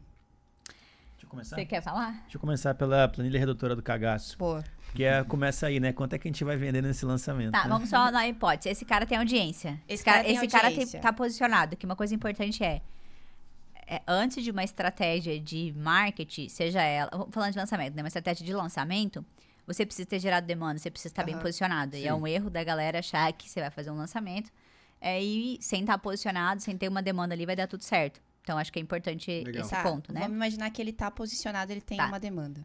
Beleza. Maravilha. Eu vou pegar, a gente vai ter que escolher uma meta, né? Porque não existe vida sem meta, né? Vamos ter que escolher um número para ter um alvo. A gente brinca na empresa, a gente é muito forte com essa cultura de meta. A gente fala que uma empresa sem meta é igual entrar num campo de futebol e não saber onde é o gol. Consegue imaginar jogar bola sem ter o gol ou não saber quanto é que tá o placar, né? Não dá nem pra imaginar. Então, tudo nosso tem meta. Então, começa por aí. Quanto é que a gente vai vender? Se a gente tem histórico, a gente pega esses dados, bota na nossa planilha redutora do cagaço, que nada mais é do que uma planilha de cenários, né? Só botei um nome bem marqueteiro nela para ficar um pouco mais interessante. E ali a gente vai conseguir ter as noções, né? Os cenários do que a gente tem que ter em termos de número. Então, a gente fala, eu quero vender 1 milhão, tá? Mas com quanto de lucro nesse lançamento? 400 mil. Beleza. Então, quando eu coloco esse resultado lá, ele vai me conformar. Você coloca os seus dados, né? Quanto que é o seu preço, quanto que é a sua conversão. Ele vai te dar os cenários. Quantos leads tem que captar, qual vai ser a sua conversão, tudo organizadinho. Com isso, a gente consegue fazer o lançamento. Todo lançamento ele é faseado. Tem a fase de concepção, onde tudo é construído, a narrativa, todos os detalhes, a estratégia do lançamento. A fase de captação, a fase de CPRs dos episódios, a fase de venda, a fase de downsell e depois tem um debriefing, que a gente considera uma fase também, porque é a mais importante para a gente, onde a gente levanta todos os dados. Então, quando a gente organiza essas fases, já sabendo quais são as metas, fica muito mais fácil agora eu pegar essas metas e colocar ao longo do lançamento. Então, na fase de captação, por exemplo, se eu tenho que captar, simplificar, eu tenho que captar 30 mil leads e tenho 30 dias de captação, eu tenho que captar 1.000 leads por dia. Então, meu time já começa a ter todo o direcionamento correto. Galera, são 1.000 leads por dia que a gente tem que captar. Para captar 1.000 leads por dia, a gente sabe exatamente quanto a página tem que converter, quanto que a gente tem que pagar no preço do clique, porque isso é matemática. Então, a gente começa a dar o direcionamento para a empresa em termos de números em tudo. E aí, vou passar a bola para aquilo para falar da parte de concepção, mas é uma coisa muito importante para quem está assistindo e mudou o nosso jogo. Quando você vai delegar para o seu time, um grande erro é delegar a tarefa, não o resultado. Porque se você delegar a tarefa em vez do resultado, você forma tarefeiro. Olha como é simples e besta e muda o jogo. Se eu chegar para você e falar bem assim, Keila, faz uma página de captura para mim. Ela me entrega uma página ruim, uma merda de página. Mas ela falou, mas eu te entreguei a página que você pediu. Você delegou errado. Keila, faz uma página para mim de captura que converta 40% dos leads. Quando você delega a tarefa com o resultado, eu começo a colocar o foco dela no resultado. Eu não quero 10 páginas. Nossa, muda tudo. Muda tudo. Então a gente começou a delegar só com o resultado. Então tudo nosso é com o resultado delegado. Quando a gente faz isso, a gente começou a formar um exército de funcionários, né, de colaboradores focados em resultado, não na tarefa. E aí olha como vai mudar tudo agora na reunião. Se eu chego na reunião diária, que tem que me gerar 1000 leads por dia e está abaixo, a gente estipulou uma reunião na empresa chamada FCA, Fato, Causa, Ação. O que essa reunião foca? Tudo tem um dono, tudo tem uma meta, tudo tem um indicador. Então, se eles têm que entregar 1000 leads por dia e não estão gerando, na reunião não tem conversa fiada. A reunião é FCA. Qual é o fato? Estamos dentro ou fora da meta? Estamos abaixo. Abaixo quanto? Captamos 700 leads em vez de 1000. Então, fato, estamos 300 leads abaixo da meta. E eu não faço nada nessa reunião. Eles estão falando, porque tudo tem um responsável à meta. F de fato. Qual é a causa? E aí você força o seu time a pensar a solução de problema. Legal. Aí eles vão falar, Hugo, captamos menos lead porque a parte de conversão era para estar convertendo tanto, está abaixo, ou então o clique está muito caro. Eles vão dar a causa. E depois eles trazem um plano de ação. O que começou a acontecer? Quem está resolvendo o problema? Sou eu? Não, é o time. É o Júnior que tá virando pleno É isso Ou aí. o Júnior nem tá aí mais, né? nem tá Ele mais já aí. evoluiu. Você entende a diferença de eu entrar numa reunião, falar, galera, tá abaixo, não sei o quê. Tipo assim, eu que tô dando o caminho. Verdade, Então, se você começa desde o início, veio das metas, as metas são claras, esses são os números que a gente tem que buscar, isso é por dia. Na prática, você cria um sistema para fazer o seu time alcançar as metas e bater as metas sem precisar de você. É aí que tá a escala. A escala até os 8 dígitos, até os 10 milhões, depende muito de você. Não precisa, mas depende em muitos casos. Mas dos 2 milhões em diante, você consegue, com os processos, como eu estou falando aqui, construir desde o início um time que já começa a pensar a solução sem você. Porque depois, a empresa hoje roda múltiplos lançamentos, eu não participo. Eu não preciso mais participar. Por quê? Porque eu venho formando e formei gente muito boa, que sabe analisar, gente muito inteligente. A gente tem um time muito foda hoje. E essa galera foi sendo formada aos poucos nessa mentalidade. Então, aqui ela vai falar um pouco sobre concepção de lançamento, mas pensa que todas as fases, a gente tem um número. CPL1, primeiro episódio, tinha que ter tantas pessoas ao vivo, não deu. O time já tem a referência da métrica e tá abaixo, eles já sabiam, lá vem o Hugo, vai fazer as 3 perguntinhas lá, tô lascado. Eles já sabem, então eles já tem que fazer o dever de casa. Massa. Isso facilita, sabe? Muito bom. Passando para concepção, né? Criação de Vamos lá. narrativa. Como que eu penso em concepção de lançamento, né? Eu acredito que a estratégia de lançamento não começa no lançamento, ela começa muito antes. Para mim, a escala ela é uma equação entre você ter um bom produto e ter uma comunicação que diferencia, uma oferta que diferencia esse produto. Porque antigamente você tinha uma promessa específica e era você fazer a melhor promessa. Então todo mundo ficava doido, qual que é a minha Roma, qual que é a minha promessa? Meu Deus, eu preciso de uma promessa, eu preciso de uma Roma. Só que concorda que eu posso ter pensado, sei lá, um mês na minha promessa e feito a melhor promessa e eu soltar, amanhã alguém pode vir e copiar a minha promessa? Sim. Agora, quando eu tenho um mecanismo único, quando eu tenho um método, quando eu tenho uma tese sobre o meu produto, esse produto já diferencia. Ele já é diferente. Mais difícil copiar. É muito mais difícil copiar. Então, por exemplo, por isso que eu coloco sempre... Eu tenho uma mentoria que chama tese. Minha especialização para estratégia se chama metanarrativa. Eu vou criando os meus nomes, os meus mecanismos, que se a pessoa copiar, ela tá copiando a coisa que é da minha identidade. Então, ela faz o meu marketing, tipo, ladeira com a mandala de anúncio. Entende? Então, é você criar os seus mecanismos e o seu método. O próprio fórmula de lançamento é, tipo, se copiar o fórmula, é o 6 em 7, o mecanismo dele é esse. Então, ter o mecanismo, e aí eu já penso nesse mecanismo já para trazer para o posicionamento do expert. E aí trazer a ideia do produto que ele vai vender para o posicionamento dele, com a visão de mundo dele, com o ponto de vista dele, com a personalidade, com a história dele. Quando eu faço isso, concorda que a minha estratégia, a conversão vai ser uma consequência? Eu não tô trabalhando o lançamento aqui só no lançamento, eu tô pensando no lançamento muito antes. Então, quando eu entro, eu penso em fazer uma estratégia antes da estratégia de lançamento. Eu penso nela 2 passos antes. E daí, fica muito mais fácil fazer uma concepção. E daí, depois eu penso, essa audiência já tá preparada. Então, eu só preciso atrair leads que estão frios aqui, que para complementar isso aqui, mas a minha conversão vai ser muito maior. E quando eu penso em concepção de lançamento, eu penso sempre, produto tá aqui eu vou ter um ponto de encontro, que é o meu evento, então eu tenho uma conversa antes aqui com ela, né? Um anúncio, uma chamada, um convite antes aqui, e aqui é o meu evento, e aqui o meu produto, que eu vou fazer a oferta para ela. Então, eu penso, para ela chegar aqui, o que ela precisa aprender antes? Qual que é a conclusão que ela precisa ter? Então, eu preciso vender isso aqui. Para ela chegar aqui, eu preciso fazer qual convite? Então, eu tenho que fazer essa sequência, esse alinhamento de comunicação. Então, eu faço de trás para frente. Só que esse de trás para frente já tem que estar na minha comunicação antes. Porque se você trabalha lançamento aqui, posicionamento e comunicação aqui, você concorda que eu tô puxando... Não tem que unir. Aí, o lançamento, que era para ser uma alavanca do posicionamento, se torna uma coisa que destrói o posicionamento. Então, se torna um assassino de posicionamento. Porque, às vezes, o expert demora tanto tempo para construir um posicionamento e aí vem uma estratégia de lançamento que está totalmente incoerente com o que ele fala. Aí, quem está engajado, pronto para comprar, desconecta. E aí, o público que ele captou frio não vai converter. Porque não está conectado. A pessoa chega, não entende, tipo, como que ele fala, o posicionamento da marca do expert e a estratégia de lançamento. Nossa, como a comunicação é essencial nesse momento, né? Você tem que pensar como um todo e ter uma grande meta narrativa por trás. Tipo, essa é a ideia aqui que eu tô defendendo, então meu lançamento tem que conversar com isso e eu preciso trabalhar o posicionamento do expert antes. E a minha campanha de lançamento, ela serve para potencializar o meu posicionamento do expert, não pra gastar a imagem. Por isso que tem tanta parceria se rompendo, porque o expert não se sente representado. Inclusive, aproveitando que você é preparadora de experts, como é o seu processo de ajudar um expert a se posicionar da forma correta no digital? Eu não pego expert iniciante. Eu já peguei lá atrás, mas hoje pra mim não vale o custo de... A curva, né? A curva demora e pra mim não faz mais sentido hoje no meu momento de negócio. Mas quando eu geralmente pego um expert grande pra eu fazer um ajuste de posicionamento da comunicação porque ele quer vender, é muito qual que é a ideia de produto que ele vai... Qual que é a nova oportunidade, qual que é a nova solução que ele vai oferecer. Com base nisso,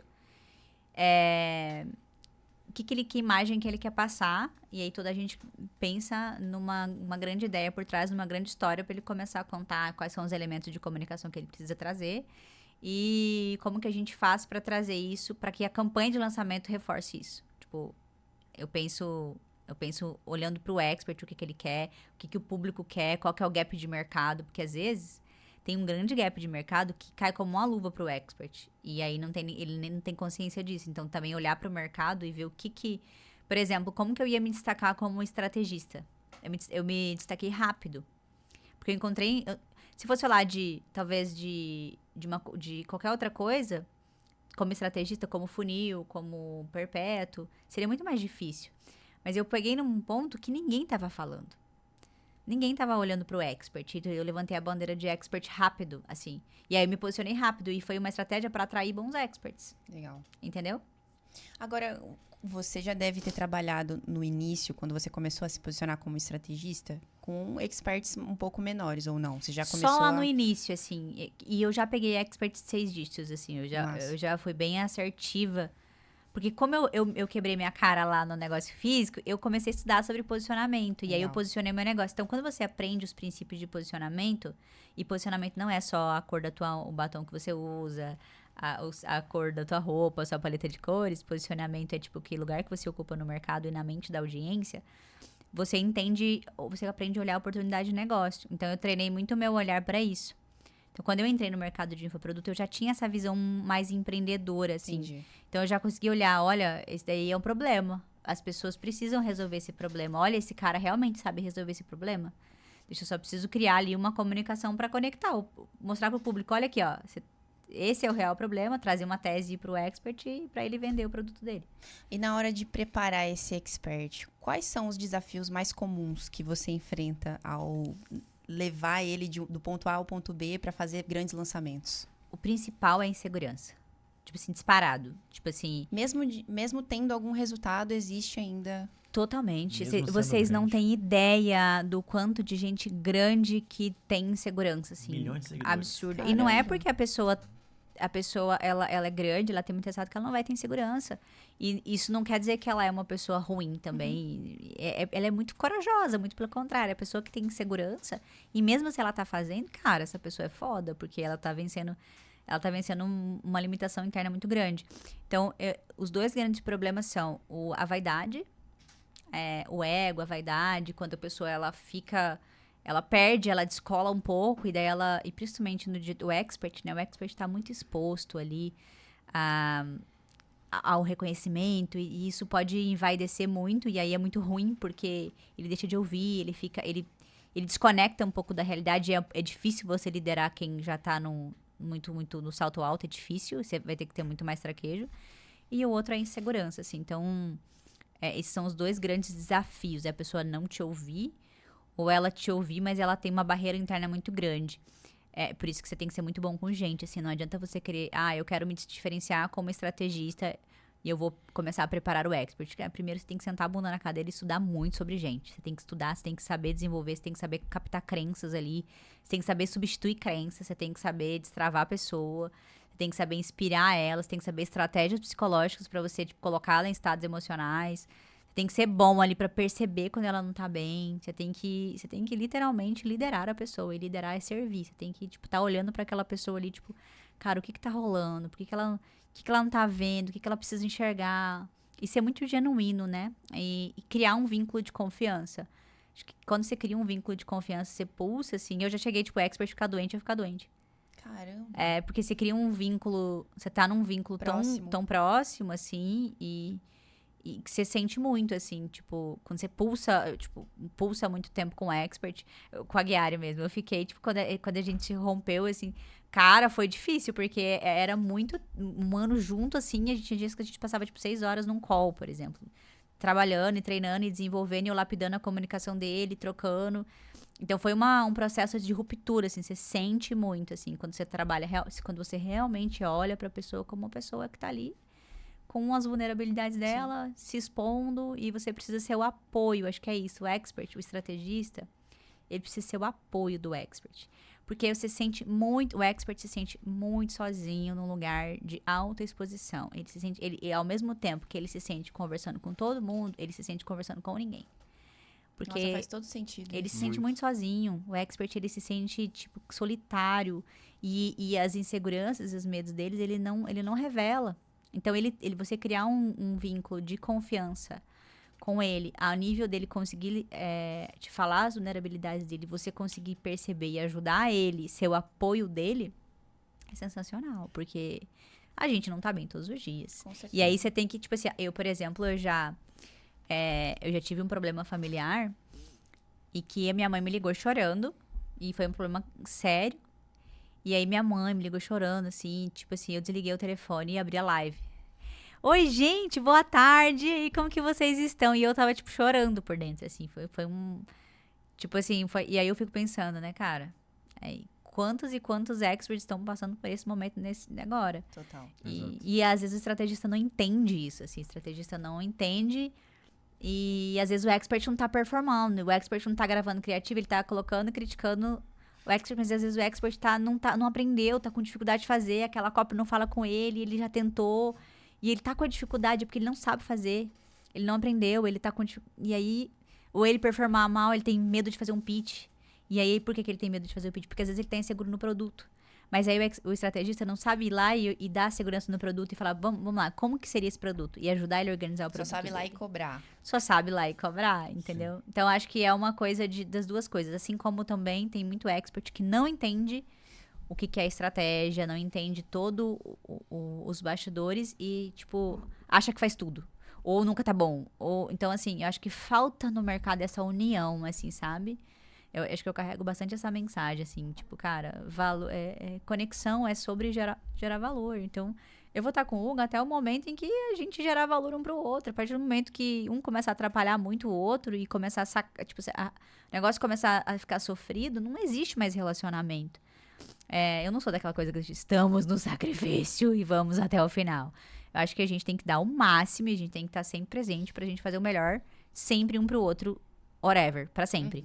Tipo, a gente tem que ter isso na cabeça. Mas se em determinado momento um começa a tirar valor do outro, né? Tipo, é uma coisa que eu acho que é um pouco ruim, assim, a relação se rói por isso. Por quê? Por que o expert demite o estrategista? Por que o estrategista demite o expert? Porque a relação para de ter valor. Sim. Porque para de ter valor. Porque em algum momento a pessoa acha que ela faz aquilo ali melhor sozinha. Você tá atrapalhando, ou você não tá gerando o valor necessário. Total. Ou ela acha que, tipo, cara, você não... Tipo, tá ruim, a relação tá ruim, não tá servindo. Então, precisa existir essa troca de valor. O expert é o maior ativo, falando de infoproduto, ele é o maior ativo e o estrategista é a maior alavanca que existe. Então, quando eu tenho as duas coisas unidas, cara, não tem como não crescer e não ganhar dinheiro no mercado digital. É verdade. Inclusive, é legal você tocar nesse ponto, porque a gente recebe alguns estrategistas aqui, eles falam que eles se sentem, às vezes, como terapistas dos experts. Mas que você tem que ser o terapeuta, Terapeuta, e faz parte do teu trabalho. Eu E se senti que é errado. você tinha que ir lá, inclusive, e estudar sobre isso, fazer um curso de coaching, estudar sobre neurociência, estudar sobre pessoas, porque é sobre isso. Porque é muito fácil ir lá e demitir o expert, né? Sim. Ou demitir o estrategista. Mas entender sobre pessoas é um buraco mais embaixo. E o Exato. papel só evolui para todos os lados, cada vez mais é ser um terapeuta mesmo. Sim. Porque o nosso é isso papel, mesmo. crescer a empresa é formar time. E o aí, expert pra é uma... formar time, Imagina você que tá nesse lugar de formar líderes, então. cada vez mais estudando sobre terapia, cada vez mais estudando pessoas. sobre psicologia, liderança. Nossos papos são esses, assim, só. Só comecei agora até recente, comecei um desafio pessoal de ler 100 páginas de livro por dia. Li nos últimos 10 dias, li 1000 páginas, estou em 1038 páginas para ser mais específico, li 4 livros e meio até agora, só de liderança, só sobre liderança. Aprendendo as coisas assim, para ter cada vez mais referência mesmo. E você começa a estudar sobre grandes líderes, empresariais mesmo. Tudo assim, desenvolveram muito forte a capacidade de liderança. Pensa uma empresa grande, 1000 funcionários, 5000 funcionários. O cara ali... Teve um cliente meu recente que estava com 100 funcionários na empresa. Aí eu cheguei para ele e falei bem assim, ô Ian, já parou a pensar que você tem 100 funcionários na empresa? Se cada um trabalhar 8 horas por dia, são 800 horas de trabalho, né? Aí ele, rapaz, é hora, né? Eu falei, é. E se você virar à noite, trabalhar muito, ficar acordado, trabalhar 16 horas no dia, se é só 2% das horas trabalhadas? Aí ele parou assim, estava muito naquela mentalidade de ter que trabalhar muito, né? Aí ele deu aquela tela azul, né? Aí eu falei, você está entendendo que quando o jogo aumenta, o nosso papel cada vez mais é pensar, tomar decisão e direcionar as pessoas, ao invés de... Muda o jogo, não é mais arregaçar as mangas e ter que trabalhar 16, 20 horas por dia. É muito mais a capacidade de analisar as coisas, definir estratégia e direcionar e formar essas pessoas que vão passar essa mensagem para frente. Então o jogo ele muda muito e cada vez, não é que muda muito, ele muda jogando cada vez mais, você tem que cada vez mais entender de pessoas e formar os seus times. Só assim você vai conseguir de fato ter um time de 30, 40, 50 e crescendo. Nossa. Mas você sabe por que é difícil liderar? Por quê? Porque você tem que se desenvolver muito como pessoa. Muito. E aí, porque você só lidera, pelo exemplo. E aí, como que é a torta coisa o rabo? Como que é? A porca entorta o rabo. É isso aí. A porca entorta o A rabo. porca entorta o rabo, entendeu? A porca entorta A o rabo. porca entorta o rabo. Tipo, é um ditado que a minha mãe falava. É tipo isso. É Torce o rabo. Torce. Isso aí. Mas eu entendi. Você entendeu, Aham. né? Por quê? Porque é difícil você Liderar é difícil. É difícil você olhar pra você e você falar, mano, eu sou ruim nisso aqui. Eu tenho atestado de incompetência nisso aqui. Exato. Eu tenho que melhorar isso aqui. Olha só, eu tenho que melhorar esse ponto fraco, eu tenho que melhorar esse, eu sou ruim nisso. Cara, eu sou uma pessoa arrogante, eu sou uma pessoa vitimista, eu sou uma pessoa... Eu sou isso, eu tenho que melhorar isso, eu tenho que olhar, você tem que colocar... É muito difícil você olhar pra coisas que são os seus lixos emocionais, as suas fraquezas, né? E aí você tem que trabalhar isso e você tem que desenvolver isso, porque você não desenvolve outras pessoas se você não se desenvolver. Tipo, é uma ilusão. Você tem que se desenvolver. E daí dá trabalho, né? Dá trabalho. Dá É verdade. trabalho. Não é trabalho. gostosinho, Dá não é trabalho. confortável.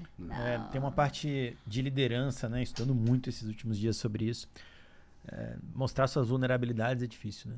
Nem todo mundo está pronto para abrir mesmo os bastidores, mostrar os problemas, enfrentar e ser o exemplo.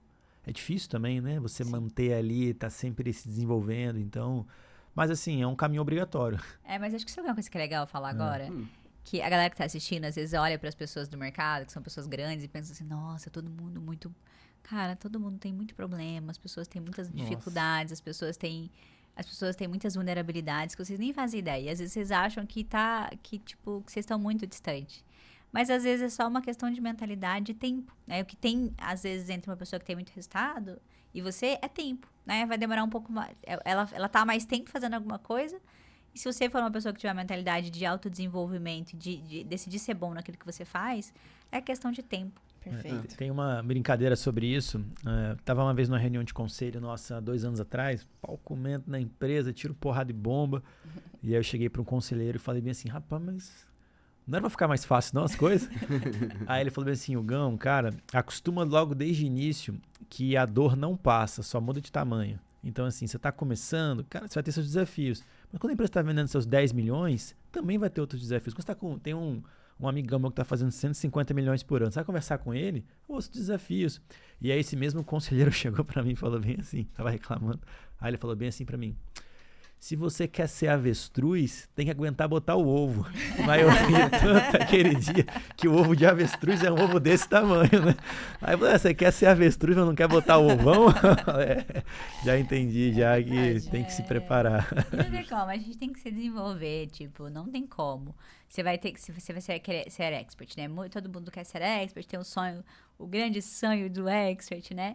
E ser expert, você vai ter que ter muita capacidade de execução, você vai ter que ter muita disciplina, você vai ter que enfrentar muito a sua insegurança, porque você vai ter que ser muito autêntico, né? As pessoas detectam quando você não está sendo autêntico. Total. E aí, para você ser autêntico, você vai ter que desenvolver a sua autoconfiança, você vai ter que desenvolver a sua espontaneidade, você vai ter que desenvolver esse repertório. É difícil pra caramba. Então, você vai ter que se desenvolver como pessoa, assim como ser estrategista. Pô, você vai ter que lidar com os problemas do expert, os problemas do time, você vai ter que tomar decisão, né? Você coloca dinheiro ou não, se vai por aqui ou não, tomada de decisão o tempo todo. E a gente vai estar exposto ao risco. Qual que é o próximo passo? Tô levando pro caminho certo, não tô? Você lida com essa incerteza, você tem que aprender a dormir no barulho. Viu? Você tem que aprender a dormir no barulho. Não adianta você querer que você... eu quero, né? Quero o bônus, mas não quero o ônus. Você tem que aprender a dormir do barulho. Empreender no digital, seja estrategista, ser expert, é você aprender a dormir do barulho. Principalmente daqui pra frente, né? De 2023 pra frente, a coisa tá muito mais profissional. Verdade, a gente tá contando as histórias tristes, mas é bom deixar claro pra galera que vale a pena, né? Vale a pena. Tá lá olhando assim, meu Deus do céu. Que o papo pé no chão. Papo pé no chão. Vou desistir logo. Não, que é mas mais essa fácil. visão madura é totalmente importante. precisa. Porque não é o que o mercado vende, né? O mercado vende, ganha dinheiro no sofá com o celular na mão. Se lascar muito. Mas vale a pena. A única Vale a coisa pena. Assim, ó, vamos pensar. Não tem como você empreender ou ganhar muito dinheiro sem se lascar muito. Tipo, sem dar um gás. É bom desconstruir já essa ideia. Pensa que no digital você vai ganhar 10 vezes mais do que qualquer outro lugar. Tipo isso, entendeu? Você vai ser muito mais bem pago. E sem ter 10 vezes mais pepino, né? Sem ter... Porque, pensa bem, gente.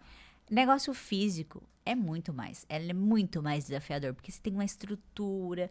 Eu lembro que no meu primeiro negócio, era muito, tipo assim, eu tinha uma loja no shopping, eram 2 lojas no shopping, eu tinha que pagar um aluguel altíssimo, tinha gente que eu não podia demitir, eu tinha uma funcionária que estava grávida, imagina, eu pensava nessa menina, que essa menina, como que eu vou demitir essa menina, não posso demitir porque ela tá grávida, e depois, mesmo se eu pudesse, essa menina, o que ela vai fazer? Tipo assim, você tem uma responsabilidade que no digital é uma estrutura menor, você não tem as estruturas, você não tem todo aquele, você entende? E no digital você tem muito mais margem. Sim. Então, assim, vale a pena a dedicação e é só uma questão de tempo, né? Que as pessoas acham que, tipo, é muito rápido, que vai ter resultado muito rápido e aí elas se frustram. E esse é o grande problema, porque a frustração, ela é o maior inimigo que você pode ter. Porque quando você tem... O que te dá gás? É a motivação, é quando você tá motivado. Porque se você também só for pela tua força de vontade, é difícil, né? Sim.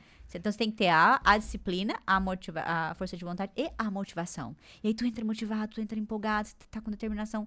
E aí, você tem uma expectativa muito alta que é ilusória. Aí, você se frustra. Aí, quando você se frustrou, você começa a minar a tua motivação. Aí, você tem uma frustração, aí você tem 2, aí você tem 3, de repente, você perde a motivação. E aí, você vai ter que ir muito na força. Por quê? Porque você não tá motivado.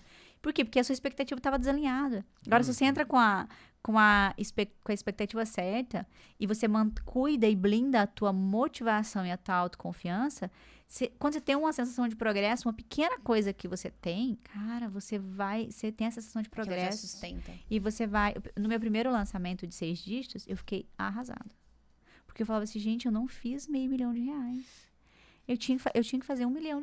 Eu fiquei assim, Conhecemos tipo... alguns casos assim. É, Eu alguns fiquei casos, assim. arrasada. Tipo assim, eu tinha acabado de fazer 140 mil sem investir R$1 e eu tava triste.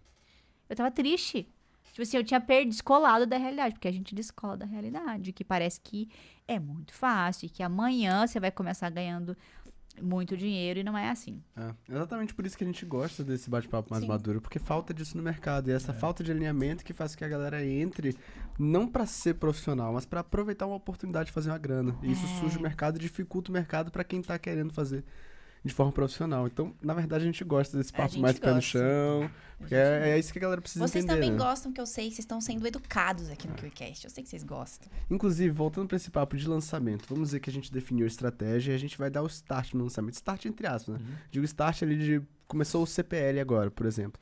Então, uma vez que vocês saíram do ramo do planejamento e foi para a prática, execução, onde é que tá a atenção de vocês? Onde é que vai o foco de vocês? Quer falar? Minha resposta é suspeita. Tá sempre em cima dos indicadores das metas. eu não. Sempre vou puxar para esse lado. E aqui começa a perguntar das divergências. Aqui começa Começa. Eu aqui percebi começa isso. o Onde tá o meu quebra-pau, olho? hein, Onde cara? tá meu olho? Se eu tô na fase de antecipação, eu vou estar com pulso no lançamento. O que é estar com pulso no lançamento? Também é estar com olho de métricas, né, amor? Que agora eu aprendi. Mas, assim, principalmente meu olho tá assim, cara, que tipo de pessoas que estão chegando aqui na rede social desse expert? Deixa eu olhar. Tipo assim, eu tô sentindo com os comentários. Rostinho no Instagram. Deixa eu ver tá esses seguindo. eu sou do tipo de Grupo pessoa de que eu WhatsApp. entro, eu fico olhando ali, eu fico vendo, tipo assim, quem é esse público, eu fico vendo os comentários de anúncio, eu fico entendendo o que as pessoas estão falando e qual que é o que clima, que isso gera um clima, né? Então eu percebo qual que é o clima do lançamento, assim, o que as pessoas estão falando, e eu fico olhando muito pro time, porque o meu time é a pessoa que vai estar ali pulsando o lançamento. Então, eu preciso que essa galera esteja engajada e olhando pro expert. Então, eu olho pro público que tá chegando, eu olho muito pro meu expert, como que ele tá sentindo, o que ele quer fazer, qual que é a ideia. Eu não deixo o expert comigo não fica passivo, ele tá ativo o tempo todo. Eu envolvo ele na estratégia, ele aprende estratégia, ele vai pulsar a estratégia junto. Então, eu envolvo ele na estratégia o tempo todo. E daí, num CPL, por exemplo, eu tô olhando muito mais pro expert, pra confiança dele, pro que ele precisa falar, porque se eu já vi que o público é o certo e é esse público aqui, eu tenho que trabalhar muito bem essa mensagem, a história que ele vai contar, eu tenho que deixar, tipo, ele tinindo, se o lançamento for ao vivo, né, no caso. E aí eu tenho que olhar muito pro expert nesse momento, porque daí é ele que vai brilhar ali, é ele que tem que estar pronto pra, tipo, ir lá e converter. Se tem gente na frente dele, ele tem que vender. Minha energia nessa hora tá 80, 90% na fase de captação mesmo, preço de lead e qualidade, que é legal, uma coisa legal, né? O mercado olha muito para preço de lead, né? Só que aí eu falo que existe uma métrica chamada... Você conhece a métrica melancia? Não. Eu Não? não conheço. Você olha na planilha lá, é verde por fora e vermelha por dentro, né? Você olha lá e fala, nossa, captei 1000 leads. Eu falo que a métrica é melancia, né? Porque você bateu a meta do dia, tá verdinha a planilha, mas por dentro é vermelha, é uma merda. Por quê? Porque não importa quantidade de lead. A qualidade. O que importa é a Qualidade de qualidade. lead. Então, quando aquela fala que eu tô vendo ali os comentários, ela tá olhando a qualidade do lead. Só que a gente faz de formas diferentes. Ela tá olhando ali olhando ali os Instagram, tá, os grupos. Eu olho via pesquisa. Na nossa pesquisa de captação, a gente coloca ali alguns parâmetros para saber se tá vindo o lead certo ou Eu não. olho a pesquisa também. Só Também que eu não considero só a pesquisa, porque às vezes as pessoas mentem nas pesquisas. Sim. Verdade. E às vezes, dependendo do tipo da pesquisa, ela pode estar um pouco enviesada. Por exemplo, se eu trabalho muito bem em uma narrativa de antecipação, a minha pesquisa vai estar enviesada. Entendeu? Verdade. Então, eu olho a pesquisa, eu considero muito a pesquisa, mas eu não uso a pesquisa, tipo, como a minha regra pra vida, assim. Eu gosto de estar olhando... Cara, deixa eu ver quem tá chegando aqui. Deixa eu ver essas pessoas aqui que estão... Eu vejo comentário, tipo, da galera, e eu vejo o volume dessas pessoas, assim, eu já sei que a galera é legal e que eu tô falando com a galera certa. E aí, eu fico muito sentindo o que o expert tá, e a conversa que o expert tá tendo, que o lançamento não é só a estratégia, ele começa antes, ele tá ali na rede social, ele tá... É uma grande metanarrativa que você tá contando. E eu vejo a conversa com o expert, e dali eu tenho muitos insights. Tipo, nossa, vamos fazer disso aqui um criativo? Vamos fazer disso aqui um anúncio, um conteúdo para colocar um manchete? Vamos trazer isso aqui pro CPL? Porque daquela conversa com expert, com a audiência, que sai muitos insights, porque daí a narrativa fica viva, né? Verdade. Esse é um ponto importante. A Keila, pra mim, disparada, é a melhor estrategista do Brasil. Ai, eu Assim. paguei ele antes da gente vir aqui. Eu falo isso Eu porque, paguei e é ele. verdade, tentei contratar, mas não consegui por paguei. dinheiro, contratei por amor, né? Então, tive que usar outras artes aí. Outras estratégias. Outras estratégias. Então, e aí onde que tá a grande diferença? Ela consegue ver coisas que a gente não consegue ver. Se eu for tentar simplificar, como se fosse um artista que olha e consegue pintar um grande quadro ali. Então, por exemplo, as habilidades são muito mais de funil, métrica, encontrar o padrão. Pô, esse criativo aqui, como é que a gente faz variação nele? Como que a gente melhora o É, a funil? minha Como que a gente pessoas, então, otimiza? é diferente. Então, eu não consigo, eu sou mais limitado do que a Keila nessa parte de criatividade. Então, por exemplo, se a gente der ali a mesma base, tudo igual, e for fazer uma copy, a daquela vai converter mais que a minha. Ela tem uma habilidade muito mais forte do que a minha sobre conversão, de narrativa. Então, ela consegue trabalhar melhor isso. O que me falta disso, eu compenso com métrica, com dados, com funil, e aí consigo melhorar a conversão. É que eu não posso falar aqui os nossos critérios. Mas, por exemplo, quando a gente estava falando sobre isso no almoço, a gente fez uma pesquisa na nossa base e encontrou, analisando nossos clientes, qual era o cliente que mais deixava dinheiro na empresa, o nosso melhor cliente. Quando a gente entendeu isso, que é uma combinação de idade, renda e sexo, idade, renda e sexo, só isso. Quando a gente capta esse lead certo, ele converte 3 vezes mais. Então, um nosso meteórico que vai converter 7% da base, a gente vai fazer uma conversão de 25% a 30% desse lead. Muda tudo. Então, assim, muda tudo. Então, no meu trabalho, cada vez mais nos lançamentos, garantir que esse lead está vindo. Como? Com os criativos, com a pesquisa, com a comunicação. Então, de novo, o que me falta em poder de narrativa que aquilo tem, eu compenso nessa outro lado. Mas eu tô aprendendo a olhar métricas e ser a educadinha da meta Mas, agora, ó, amor. Considerando isso, né? Trazendo esse lance das metas e dos indicadores. Quais indicadores você considera sendo, assim, o mais importante na hora de medir o sucesso de alguma estratégia que vocês aplicaram durante um lançamento? Tá, estratégias isoladas dentro do lançamento, você tá Isso. querendo dizer. Tá, deixa eu dar um passo antes. Só um favor. conceito importante pra galera. Tem um conceito que eu gosto muito de falar sobre... A gente tá falando de uma iniciativa de venda, seja um lançamento, seja um perpétuo, qualquer iniciativa dessa. Primeira coisa que eu analiso, que aqui já tem um grande aprendizado para todo mundo, eu não olho faturamento. E o lucro do lançamento é até difícil de mensurar. O termo correto chama de margem de contribuição. Margem de contribuição é um conceito pouco conhecido, mas é fundamental. Margem de contribuição é um resultado das iniciativas. É onde você faz receita menos custo variável, ou seja, custo de tráfego, imposto, tudo. É a margem de contribuição. Então, a primeira coisa que a gente vai planejar um lançamento, a gente olha, tá, quanto tem que fazer de margem de contribuição? Esse é o resultado. Então, começa por aí. Dentro do lançamento, aqui tem várias subestratégias. E aqui Só um pouquinho, explica qual que é a diferença de margem de contribuição para lucro. Boa. Só para as pessoas Obrigado. entenderem. Maravilha. Vamos lá. Lucro, simplificando, receita menos custo é lucro. Beleza? Vendi 1 milhão, gastei 500 mil, sobrou meio milhão de Dentro lucro. desses custos Dentro tem custos desses variáveis custos e custos tem fixos. custo variável e custo fixo. Custo variável é quando eu vendo, ou seja, imposto, taxas, enfim, vários custos. E custo fixo é o custo que eu vou ter quando eu não Um vendo. time fixo, Time. uma ferramenta, coisas que são fixas que você sempre vai ter. O que é a margem de contribuição? É receita menos custo variável. É o meio. É o meio. É o meio. Então, Ainda você tem que tirar o seu custo fixo para você saber o lucro. Entendeu? Deixa eu dar um exemplo. Imagina que a gente quer fazer 1 milhão de lucro no ano, só para simplificar. E a gente faz nossa conta lá e nosso custo fixo, nosso custo, quanto que a gente gasta sem vender nada? A gente vê lá que no ano a gente vai gastar meio milhão, beleza? Então, se eu quero fazer 1 milhão de lucro e meu custo fixo é meio milhão, eu tenho que fazer quanto de margem de contribuição? 1,5 milhão. Beleza? Porque tira os 500 mil de custo fixo, sobra 1 milhão. Então, esse 1,5 milhão, ele é a meta das minhas iniciativas. Então, quando eu faço um lançamento, imagina que é 1,5 milhão, eu vou fazer 3 lançamentos no ano. Vai ser só lançamento. Cada lançamento tem que fazer meio milhão de margem de contribuição. Então, a gente nem fala, assim, eu não lembro a última conversa que eu tive na empresa sobre faturamento. Eu acho que você é a primeira pessoa, inclusive, que está falando sobre isso aqui. Que legal. É a primeira pessoa. Que legal. Sim. Que massa. Então, assim, na empresa eu não me lembro mesmo. Mas do lançamento, assim, qual Então, é que você olha? Aí, só para simplificar, só para chegar nesse ponto. E aí, fala de margem de contribuição. Então, a primeira coisa no lançamento, quando eu venho falando de lucro no início, é para falar, era margem de contribuição. Tá. Que é quanto de margem de contribuição tem que fazer? Ah, é 500 mil. Agora eu já sei quanto que eu tenho que fazer para conseguir o meu lucro. E aí, dentro disso, eu jogo isso naquela planilha que eu falei, e aí as coisas começam ali a se desdobrar. A pergunta era como eu analiso as estratégias? Não, qual as o principal métricas e indicador? indicadores. Isso. Maravilha. Que mede o sucesso das estratégias implementadas. Ótimo, maravilha. Então, se eu tenho o resultado que eu quero, eu vou saber agora quantos leads eu tenho que captar e qual que vai ser a minha conversão. Cada etapa do lançamento, a gente tem bem organizado quais são os indicadores, quais são as referências, né, em cada um. Então, ali na fase de captação, eu vou estar acompanhando quantidade de lead e preço de lead nesse período. E uma métrica fundamental são leads dentro do grupo do WhatsApp. Por quê? Porque os lançamentos hoje, eles são muito dependentes de WhatsApp. Pelo menos nos nossos, quando a gente dá a opção, por exemplo, tem uma página de captura, eu capto esse lead.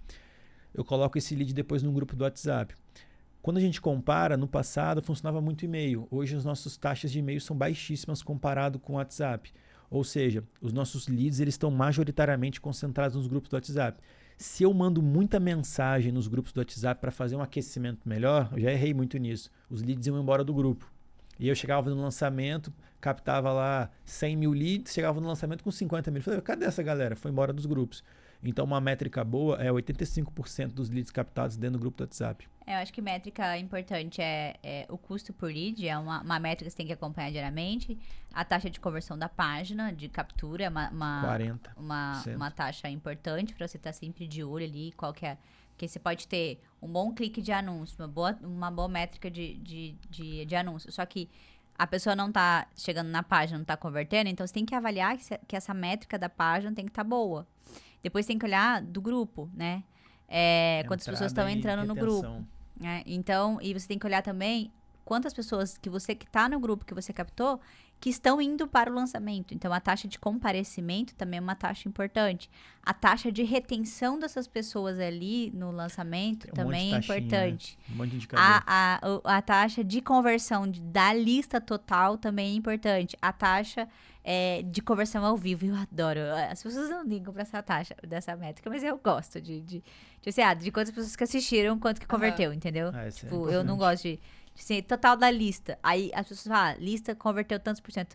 Mas essa lista nem assistiu, às vezes, o lançamento. Eu gosto das pessoas que assistiram. É que ela tá falando que você capta, às vezes, 100 mil leads. A galera não chega no... Não chega no aí vai final. 10 mil pessoas assistir um episódio primeiro. Aí fala, o resto da galera, né? Hoje em dia, ninguém mais manda mensagem em grupo de captação de lead, né? De WhatsApp.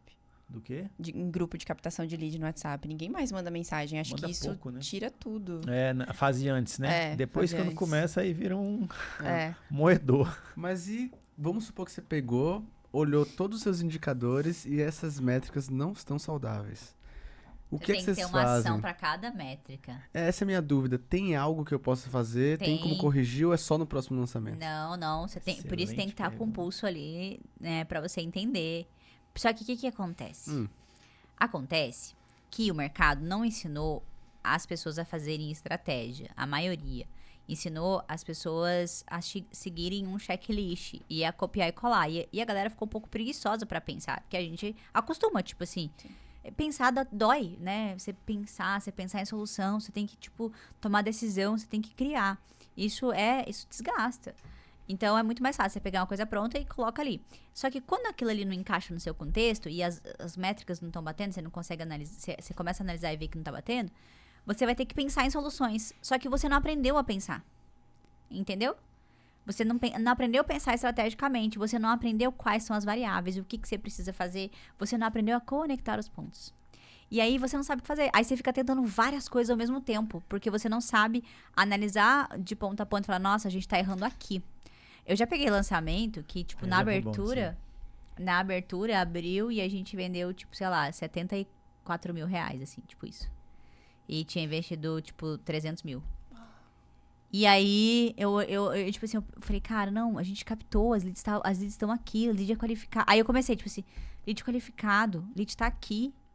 Caramba, as pessoas foram pra live. Então, meu erro tá onde?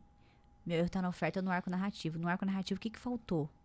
Nossa, faltou isso aqui, eu tenho que ajustar isso aqui na narrativa e eu tenho que mexer isso aqui na oferta. Então, o que eu preciso? Eu preciso criar uma nova oportunidade para as pessoas irem para esse evento de novo. Resultou o lançamento, foi um lançamento que bateu 2 milhões. Então, tipo assim, só que você precisa saber ter esse domínio estratégico para você entender onde que você errou. Cara, eu errei na antecipação. Então, o meu lead, como eu errei na antecipação, o meu show-up foi muito baixo. Então, aí a pessoa fica tentando estratégia. Qual que é a estratégia? Que ações que eu faço para levar mais gente pro ao vivo? Mas a pessoa errou na antecipação antes, entendeu? Sim. Então, assim, porque a pessoa não percebe que ela tá errando, porque ela não dominou todas as etapas ali do processo. Assim como pensar num lançamento isolado só como estratégia é um erro. Porque tem um processo antes, Sim. que você trabalhou bem ali, a sua comunicação antes, o seu posicionamento de produto e posicionamento do seu expert. Tipo, vai ser uma consequência, uma boa estratégia, uma estratégia bem sucedida. Por isso que saber o que fazer é muito de você saber conectar os pontos e analisar a variável. Criativo, muito caro. Cara, você precisa testar linhas de comunicação pra ver se às vezes a linha não tá... As pessoas não estão entendendo o que você tá falando. Ou às vezes você tá falando uma coisa que tá muito batido. Ou às vezes o formato que você tá fazendo não tá chamando a atenção das pessoas. Então, existe um erro de comunicação ali. Então é um mix de conseguir analisar os números, as métricas, senão também a pessoa fica dando tiro no escuro, junto com o senso crítico do processo pra entender, tá? Então o que é que eu posso fazer baseado no que nesses números estão E me tem dizendo? momento, que é importante falar.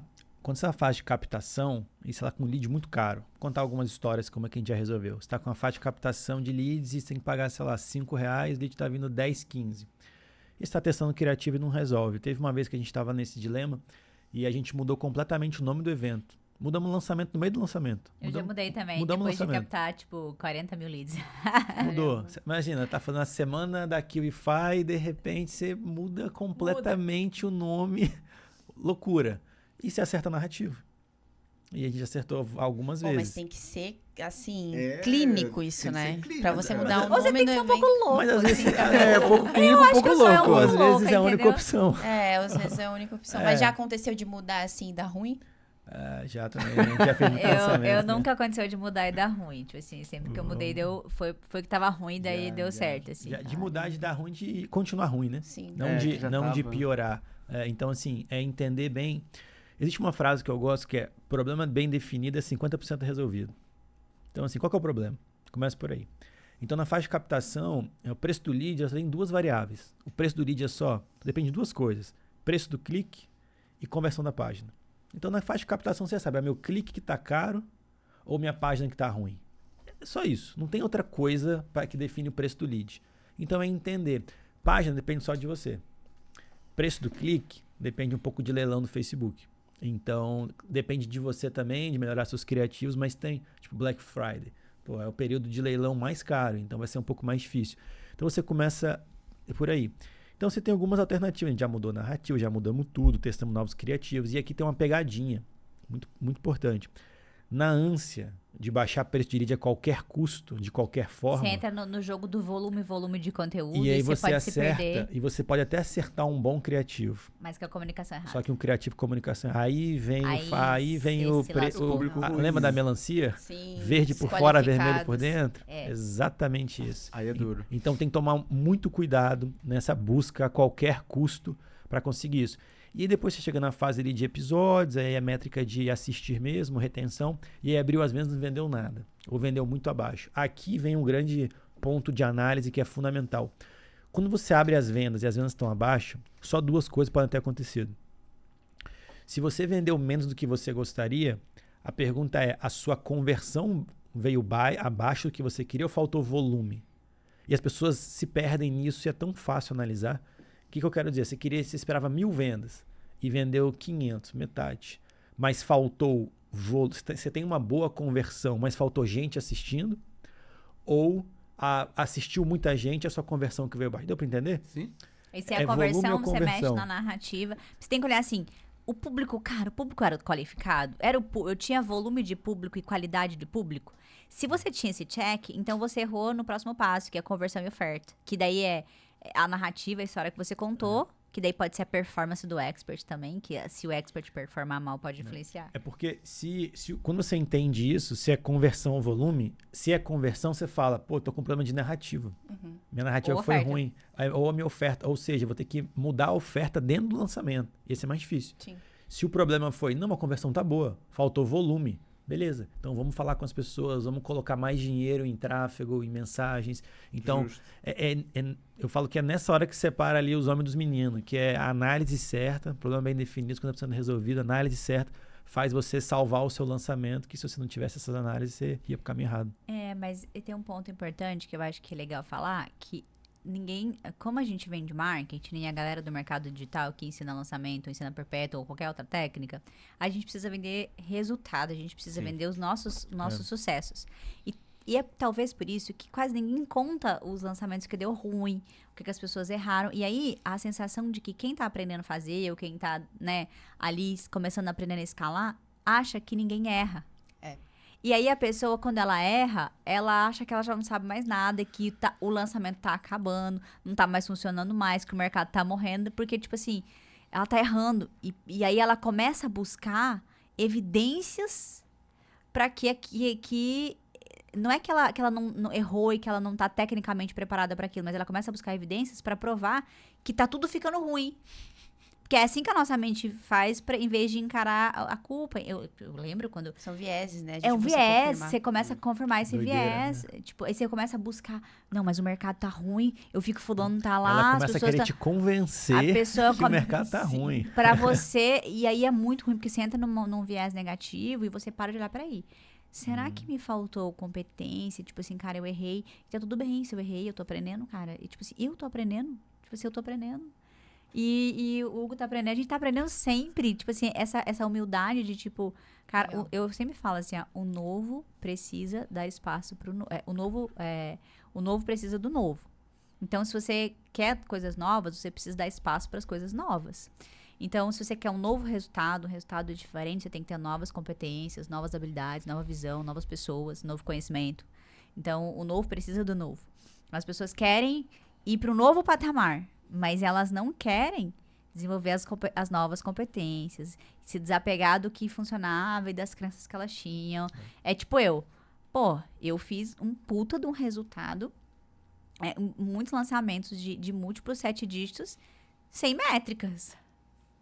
E aí, quando eu encontro o Hugo, e aí a gente tem esse choque, é muito fácil eu falar, mas eu já sei assim, eu nasci assim, e deu certo assim, eu vou continuar assim. Do que falar, cara, peraí, então, se eu já fiz assim, cara, imagina se eu aprender isso aqui.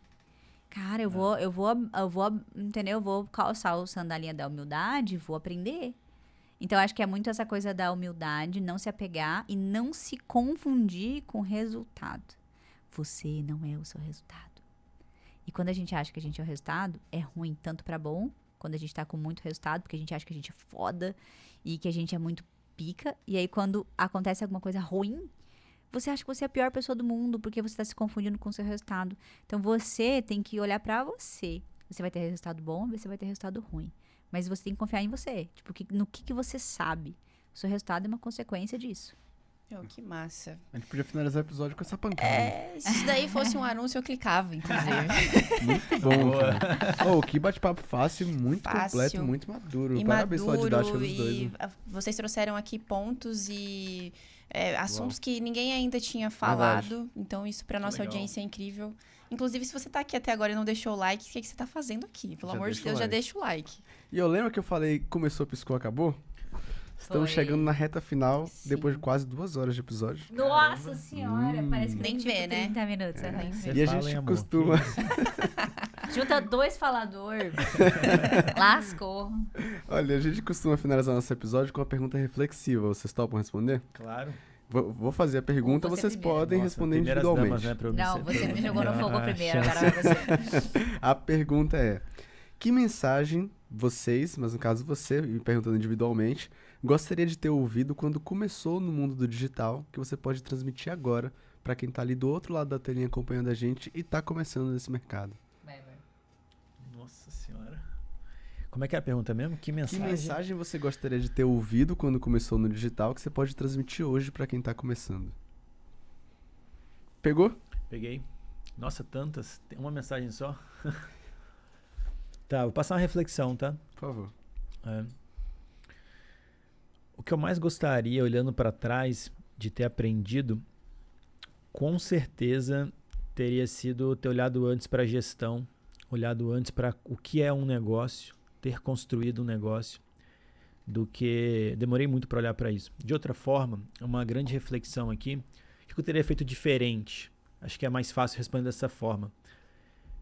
eu entrei no digital sem saber como funcionava uma empresa do digital. Eu nunca tinha tido experiência dentro do digital. Então, eu entrei aprendendo sobre um lançamento, aí dali você vai aprendendo, mas como é que é tráfego, como é que faz isso? Não tinha noção de nada.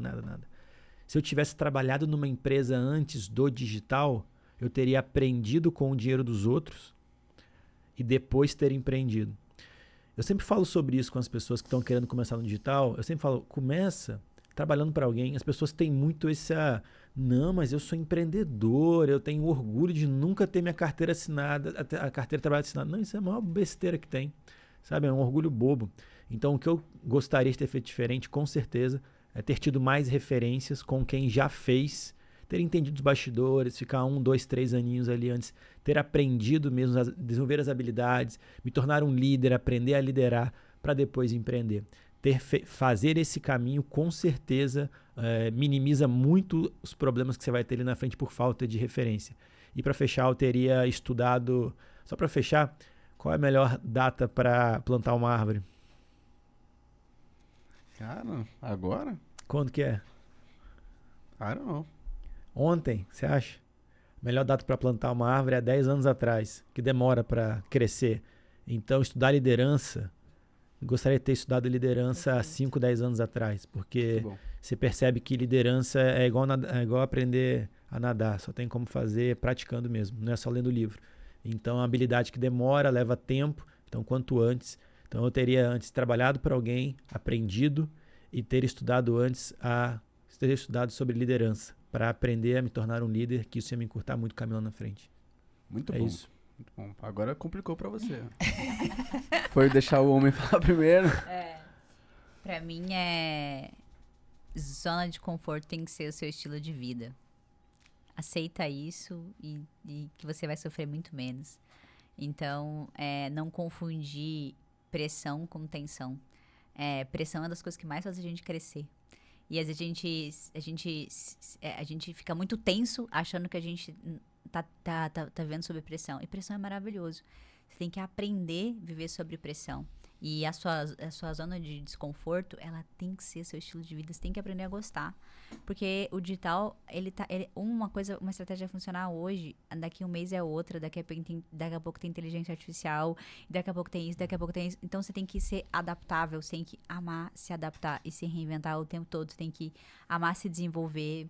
Você não pode se apegar, você não pode ser orgulhoso, você não pode ser arrogante, você não pode ser soberbo, você não pode perder a sua humildade e achar que você já sabe que você é o fodão e que você tá confortável, que você não querer mudar, porque de repente você foi atropelado. Então, você tem que ser adaptável e zona de desconforto tem que ser o seu estilo de vida. Acho que é isso. Perfeito. Muito bom.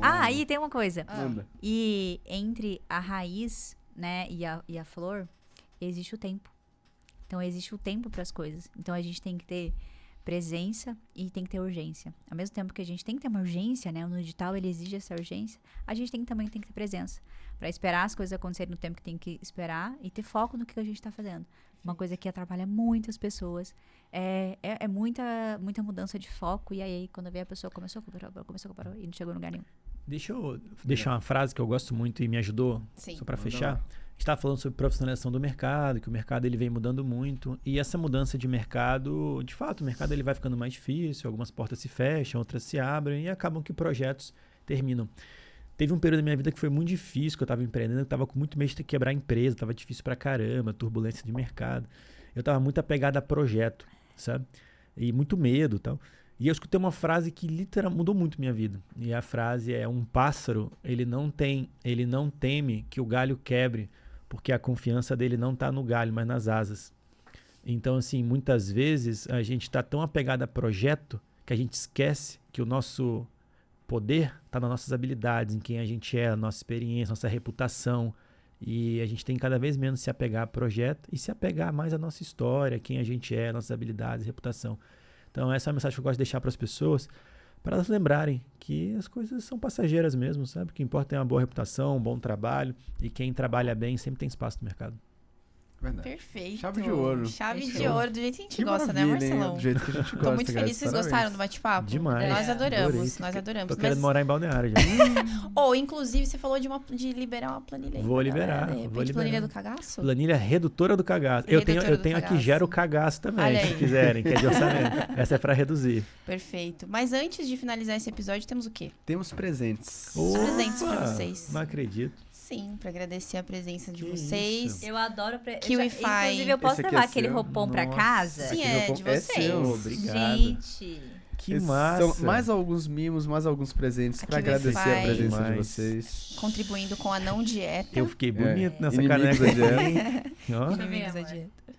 que isso, hein? Mas isso é pra agradecer a presença de vocês, por Obrigado. vocês terem Obrigada. aceitado o convite Que e vindo isso. compartilhar tanto com a galera que acompanha Sim. o nosso trabalho. Inclusive, eu tenho certeza que o pessoal vai adorar ter conhecido vocês, pra quem ainda não conhecia. Então deixa as redes sociais pro pessoal poder seguir vocês. Vai aparecer na telinha também. Keila com Q. @HugoNíquio. Legal, vai aparecer aí na tela. E Carol, pra quem ficou aqui com a gente até o final, na verdade, eu vou Sim, falar. eu já tô no outro momento, Não, Bruna. mas peraí, como é que a galera vai fazer pra Verdade, conseguir a bem. planilha do redução de Eu cagaço? posso deixar lá com vocês e vocês colocam um link pra eles, Perfeito, tranquilo. Ou no meu perfeito. Instagram, vai lá e manda um direct lá que eu libero pra eles também, Perfeito. tranquilo. Perfeito. Então deixa eu vou mandar um link pra eles colocarem aqui embaixo também. Massa. Pode Eu ser. tenho uma curadoria de livros sobre desenvolvimento de pessoas. Então, tudo que você possa estudar e aprender sobre como a mente funciona, comportamentos, para você aprender a trabalhar com seu expert, com as pessoas e Legal. criar boas narrativas, porque tudo vem das pessoas. Então, tem uma lista de livros ali bem filé. Perfeito, Excelente. olha aí, Mando pra ó. vocês. Muito Dica- bom. Depois de um podcast incrível como esse aqui, você ainda ganha 2 presentões desse. Uau. Olha aí. Essa planilha aí já vendeu mais de... Ixi, no mercado, só pelo que eu já contabilizei na nossa empresa, a planilha gerou 150 milhões. E outras empresas que eu conheço aí, como o Grupo Primo e companhia, essa planilha já gerou uns 400, 500 milhões de Mas que faturamento. massa. Obrigada Bom, por compartilhar top, com a nossa audiência. obrigado. Tenho certeza que vai ajudar. Agora sim, o que as pessoas precisam fazer depois de um podcast como esse, Marcelão? Pra você que ficou aqui com a gente até o fim, já deixa o like se você ainda não deixou, se inscreve no canal se não tá inscrito e ativa o sininho pra receber a notificação sempre que sair mais um KiwiCast. E deixa aqui nos comentários o que é que vocês aprenderam com essa dupla incrível. E calma lá, Carol, onde é que a gente encontra essa galera? No próximo KiwiCast é um compromisso e eu te vejo lá. Eu te vejo lá. Valeu!